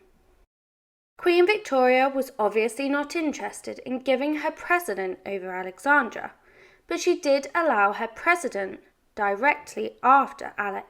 After the marriage, her father continued to support his daughter financially, with a whopping £100,000 dowry, as well as a yearly allowance of £32,000. Marie struggled to adapt to British life, or more so, she was reluctant to try. She did live in England on the most part for the first year, but after that she spent a lot of time travelling throughout Europe, taking long breaks back home to Russia and Germany. But she did join her husband on his Royal Navy postings as Admiral in Malta and Devonport. Alfred's uncle, Ernest II, Duke of Saxe-Coburg and Gotha, died on the 22nd of August 1893. His duchy fell into the Duke's lap, as his brother had already renounced his rights before he married. Alfred therefore accepted his new title and gave up many of his British benefits, such as his yearly allowance of £15,000, as well as his seat on the House of Lords and the Privy Council, although he was still able to continue to receive the £10,000 that was granted on his marriage to maintain Clarence House as his London residence. The duchy were not overly impressed by their new leader, as he was a British foreigner, but he was able to charm them over, and by the time of his death he had fully won them over. Alfred died of throat cancer on the 30th of July 1900 in the summer residence in a lodge just north of Coburg. He was buried at the ducal family's mausoleum in the Friedhof am Glockenberg in Coburg.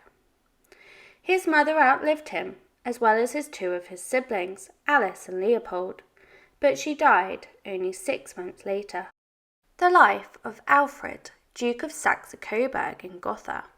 Prince Alfred was born on the 6th of August 1844 at Windsor Castle. He was the second son and fourth child of Queen Victoria and Prince Albert. His family nicknamed him Affy, and he was second in line of succession to the British throne, behind his elder brother, the Prince of Wales, Prince Edward. In later life he would go on to be known as the Duke of Edinburgh, Earl of Ulster and Earl of Kent, from 1866 until he succeeded his paternal uncle, Ernest II, as the reigning Duke of Saxe-Coburg in Gotha in the German Empire. Alfred was baptised by the Archbishop of Canterbury, William Howley, at the private chapel in Windsor Castle on the 6th of September 1844. He was given 3 godparents, and they were his mother's first cousin, Prince George of Cambridge, his paternal aunt, the Duchess of Saxe-Coburg in Gotha, and his mother's half-brother, the Prince of Leningen.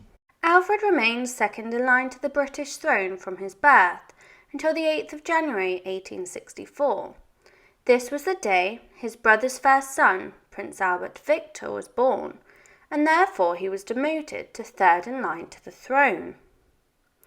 With each new child that his brother had with his wife, he would fall down the ranks and fall further away from the crown. At only 12 years old in 1856, he joined the Royal Navy.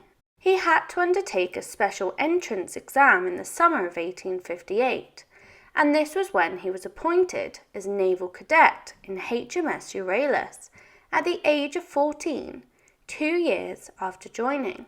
2 years later, at 16 years old, he was serving on a ship when he paid an official visit to the Cape Colony. It was here that he made a brilliant impression on the colonels and on the native chiefs. While on this trip away, he took part in a large slaughtering hunt of many game animals. And King Otto of Greece abdicated in 1862, and Prince Alfred was chosen to succeed him. But his mother was not impressed with the idea, and so the British government blocked any plans for him to take over the Greek throne. His parents instead had high hopes that he would instead succeed to the Duchy of Saxe-Coburg. A year later, in 1863, Prince Alfred was promoted to lieutenant in the Navy, where he served on the corvette HMS Raccoon. It took another 3 years to be promoted to captain in 1866, and he was appointed to command the frigate HMS Galeta in January 1867. He was described as being a natural leader and a complete natural at handling a fleet.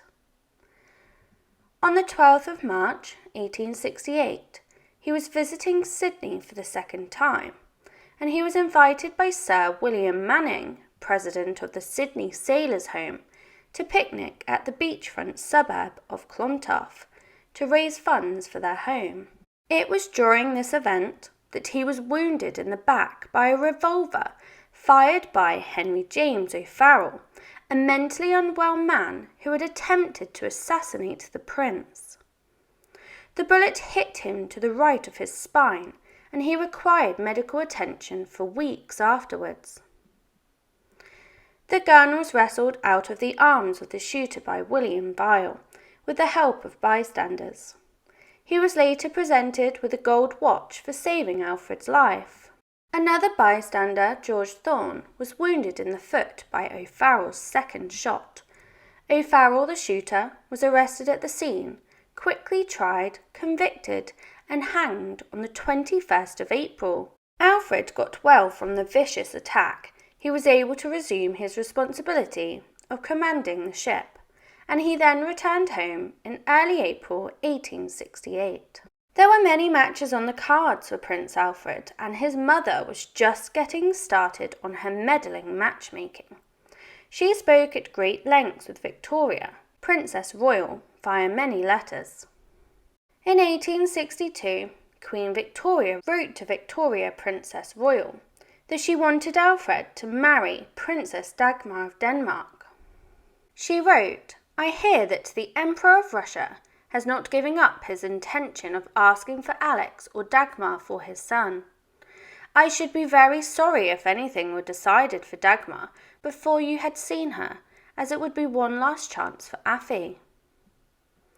His mother would later decide that the match was not convenient due to the anger of the Germans towards Denmark over disputed territories. This was not helped by Alfred being the heir to Coburg. She wrote again to Victoria, Princess Royal, "Respecting Dagmar, I do not wish her to be kept for Afy. Let the Emperor have her." Dagmar later married Alexander III and became the Empress of Russia. Another match on the cards was that of Grand Duchess Olga Konstantinovna of Russia. She wrote to Victoria, Princess Royal, "It is a great pity that Sunny's charming daughter is a Greek. She would do so well." In 1867, Queen Victoria told Victoria, Princess Royal, that "I had thought and hoped at one time for dear little Olga, who is now to marry King George." Alfred, the shy and handsome prince, was visiting his sister, Princess Alice, who was married to his future bride's first cousin. He met with the 15-year-old Grand Duchess Maria Alexandrovna in August 1868. The couple did not get together straight away, as Alfred's job in the Navy kept him away travelling for 2 years after their first meet-up. Maria and Prince Alfred met again in the summer of 1871, when Emperor Alexander II and his wife visited the Battenbergs again with the 17-year-old Maria and her 2 elder brothers. Alfred was also there with the Prince and Princess of Wales. The pair were reunited and hit it off immediately. They were very attracted to each other, and they spent the following days walking and talking together. They bonded over their common interest in music, and they both played musical instruments. Alfred was an amateur violinist, while Maria played the piano. Alfred was very interested in music. He loved to play the violin, although he was never able to master it to a high level of skill, but it still remained one of his hobbies nonetheless. At a dinner party given by one of his brothers, he was persuaded to play. Sir Henry Ponsonby wrote, "Fiddle out of tune and noise abominable." His interest placed him in a perfect spot to become a major aid in starting the Royal College of Music, which was created in 1882. It was obvious that the pair wished to marry, but an engagement did not take place, perhaps as Alfred would need his mother's permission first. This was unfortunate, as both parents of the pair were against the match. Her father was not fond of his daughter, living abroad away from home, and they had a great relationship that he did not want to wither away through marriage to the British crown. The princess was still young, and her father played on this fact as a deterrent to the engagement. He suggested a waiting period of 1 year, perhaps in the hope he would give up and find someone else. The emperor was also not keen on a British son-in-law. The Russians were particularly anti-English after the Crimean War, and politically it seemed a bad idea to engage his daughter to a Brit. The empress shared her husband's views, and she found the British culture peculiar, as well as perceiving the English people as being cold and unfriendly. She did not believe that her daughter would live a happy life there. Queen Victoria was also not keen on the match. It was unheard of for a British prince to marry a Russian Romanov, of whom was from a religious Orthodox family. The Queen was aware of the perception the Russians had of the English, and ironically, she felt they were unfriendly towards Britain. There was also the matter of trust for Victoria, who did not trust Russian motives with India. Join me in part 2 to see how the negotiations went for the pair's wedding, as well as the far from traditional Russian-English wedding that went ahead. Part 2 of Prince Alfred and the marriage negotiations to his bride, as well as the Anglican Orthodox wedding that took place. However, despite all of the angst against the proposal and marriage, negotiations began in July 1871, but they stalled in 1872, only to be resumed again in January of 1873. Rumours were circling of the unmarried Maria being compromised by another man, and her parents were therefore keen to marry her off, just not to the British prince. Both sets of parents continued to find other suitors for their children, but the couple would not budge. They were in love, and Alfred did not believe the rumours being spread about his dear Maria. Queen Victoria therefore swallowed her pride, and she said nothing. Maria's mother presented her with 2 more princes as alternatives to her daughter's choice. These were the Prince of Württemberg and the Prince of Mecklenburg-Strelitz, but she did not like either of them. Her mother had failed in her quest for a German prince, and so she gave in, and a meeting was arranged between Alfred, the empress, and her daughter. They all met in Sorrento, Italy, in mid-April 1873. Although this meeting had been patiently awaited by the loved-up couple, their plans did not go swiftly, as Marie came down with fever, meaning that Alfred could only spend a short amount of time with her. This same year, a dispute erupted between Britain and Russia over the Afghan border, and Queen Victoria's advisors advised that perhaps this marriage could ease some of the tension between the 2 countries. In June 1873, Alfred was invited to meet Marie and her parents in Guggenheim.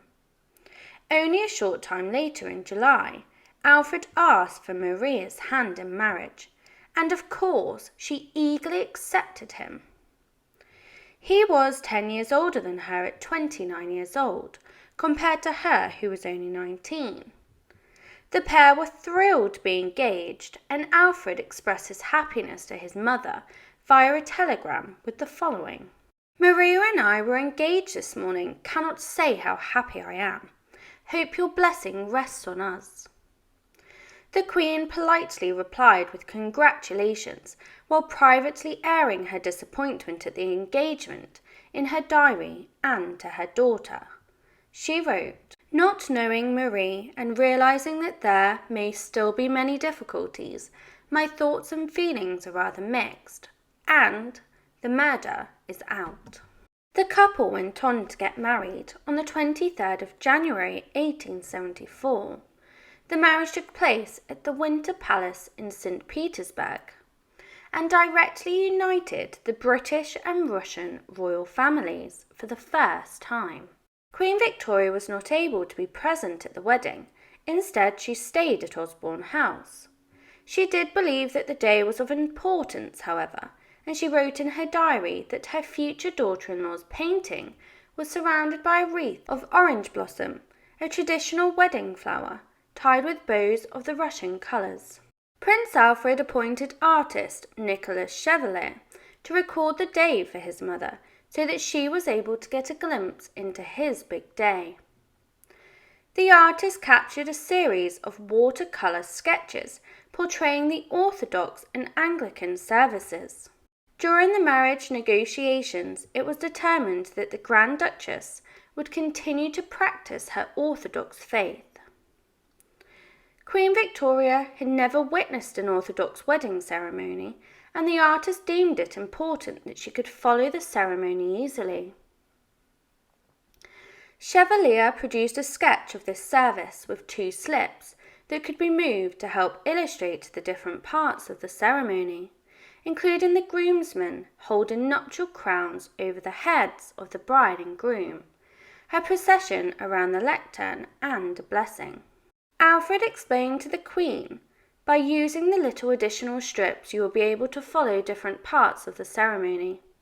Queen Victoria undoubtedly enjoyed the idea of an unfamiliar, orthodox ceremony, and how atmospheric the setting was with the soft candlelight of the Winter Palace's cathedral.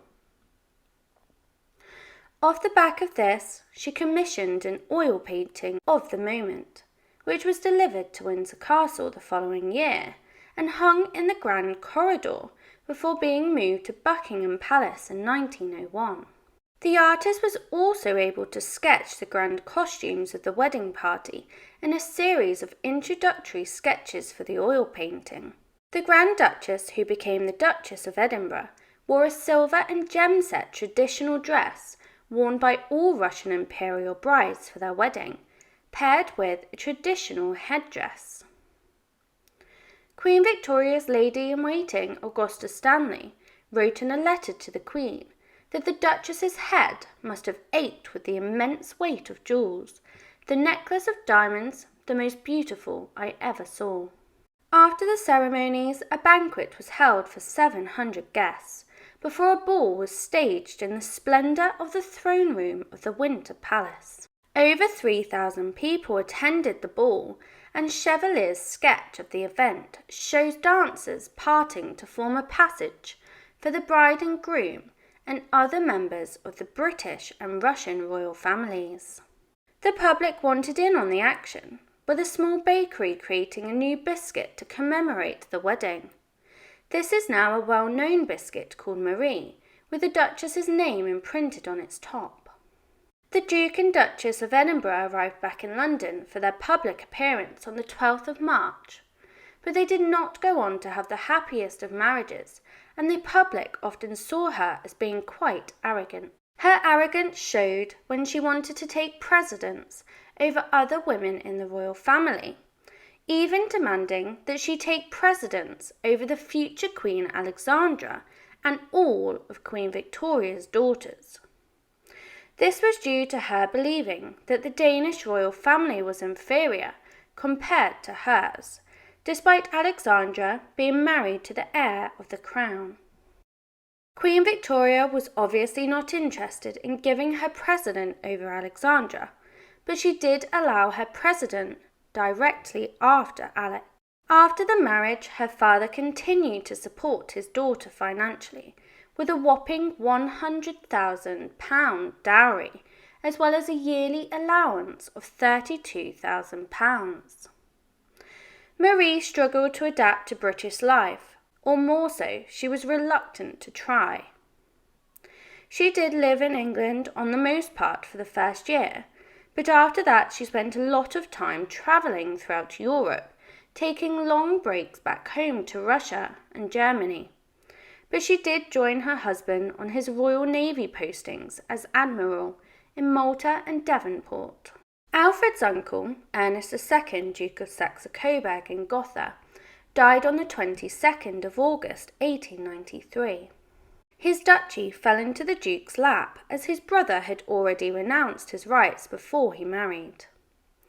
Alfred therefore accepted his new title and gave up many of his British benefits, such as his yearly allowance of £15,000, as well as his seat on the House of Lords and the Privy Council, although he was still able to continue to receive the £10,000 that was granted on his marriage to maintain Clarence House as his London residence.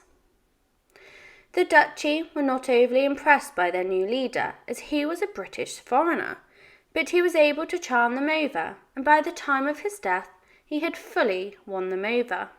Alfred died of throat cancer on the 30th of July 1900 in the summer residence in a lodge just north of Coburg. He was buried at the ducal family's mausoleum in the Friedhof am Glockenberg in Coburg. His mother outlived him, as well as two of his siblings, Alice and Leopold, but she died only 6 months later. Prince Arthur, Duke of Connaught in Strathearn. Prince Arthur was born on the 1st of May 1850. He was the 7th child and 3rd son of Queen Victoria and Prince Albert. The prince was baptised by the Archbishop of Canterbury, John Bird Sumner, on the 22nd of June in the palace's private chapel. At his ceremony he was awarded his godparents, who were chosen as Prince William of Prussia, who would go on to become the King of Prussia and German Emperor Wilhelm I. His godmother was Princess Bernhard of Saxe-Weimar-Eisenach, who was his great-uncle's sister-in-law. His third godparent was the Duke of Wellington. This was the man that he was named after, as well as sharing a birthday with. All of the children of Victorian Albert were under a strict education system, made up of a private tutor and rigorous schedules. Arthur was reported to have been one of the Queen's favourite children. Arthur's interests were elsewhere from his studies. He was always interested in the army and showed a keen interest in joining, so it came as no surprise that in 1866 he joined the Royal Military College at Woolwich. He was ambitious and he graduated only 2 short years later, where he was commissioned as a lieutenant in the Corps of Royal Engineers on the 18th of June 1868. A few short months later, he transferred to the Royal Regiment of Artillery on the 2nd of November 1868, before going on to join the Rifle Brigade the following year in August of 1869. This was nostalgically his father's own regiment, and after this he went on to pursue a long and successful career serving as an army officer. His travels took him all over the world, and he travelled from South Africa, Canada in 1869, Ireland, Egypt in 1882, and to India from 1886 to 1890. While in Canada, he began training in order to defend the Dominion from the Fenian raids. As a royal member, some people were concerned for his safety, but Arthur was determined to put duty first, regardless, and therefore he put himself in harm's way, and on the 25th of May 1870, he was engaged in fending off the Fenian invaders during the Battle of Eccles Hill, for which he received the Fenian Medal. During his time in Canada, he was entertained by those highest in society, and he was invited to attend many grand balls and garden parties. Among the prestigious events, he was also invited to the opening of Parliament in Ottawa. He was the first ever royal to do this. His adventures were well documented and sent back to his mother, the Queen, to view. As well as being part of many social events, Prince Arthur was also into the Six Nations, and he met with the chiefs of 6 nations of the Grand River of Mohawk Chapel in 1869. On the 1st of October 1869, he was given the title Chief of the 6 Nations in Ontario, allowing him to sit in the tribe's councils and vote on matters of tribe governance. Arthur became the 51st chief on the council, despite there being a rule that only 50 can be on the council. On his mother's birthday in 1874, Arthur was made into a royal peer, being titled as the Duke of Connaught and Strathern and Earl of Sussex. A few years later, Arthur came into the direct line of succession to the Duchy of Saxe-Coburg in Gotha in Germany when his nephew died in 1899.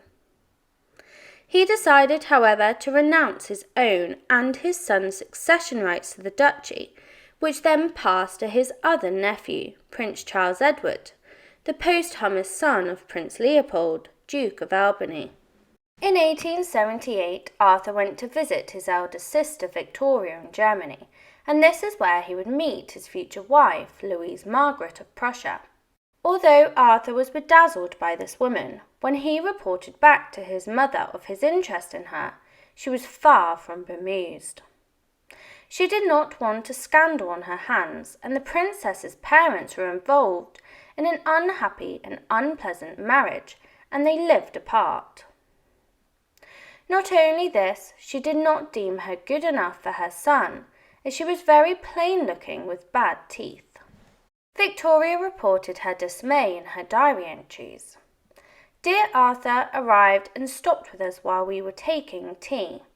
Afterward remained talking with me a little while, and told me that he had taken a great liking to young Louise of Prussia, Fritz Karl's youngest daughter, who was brought up by an English governess.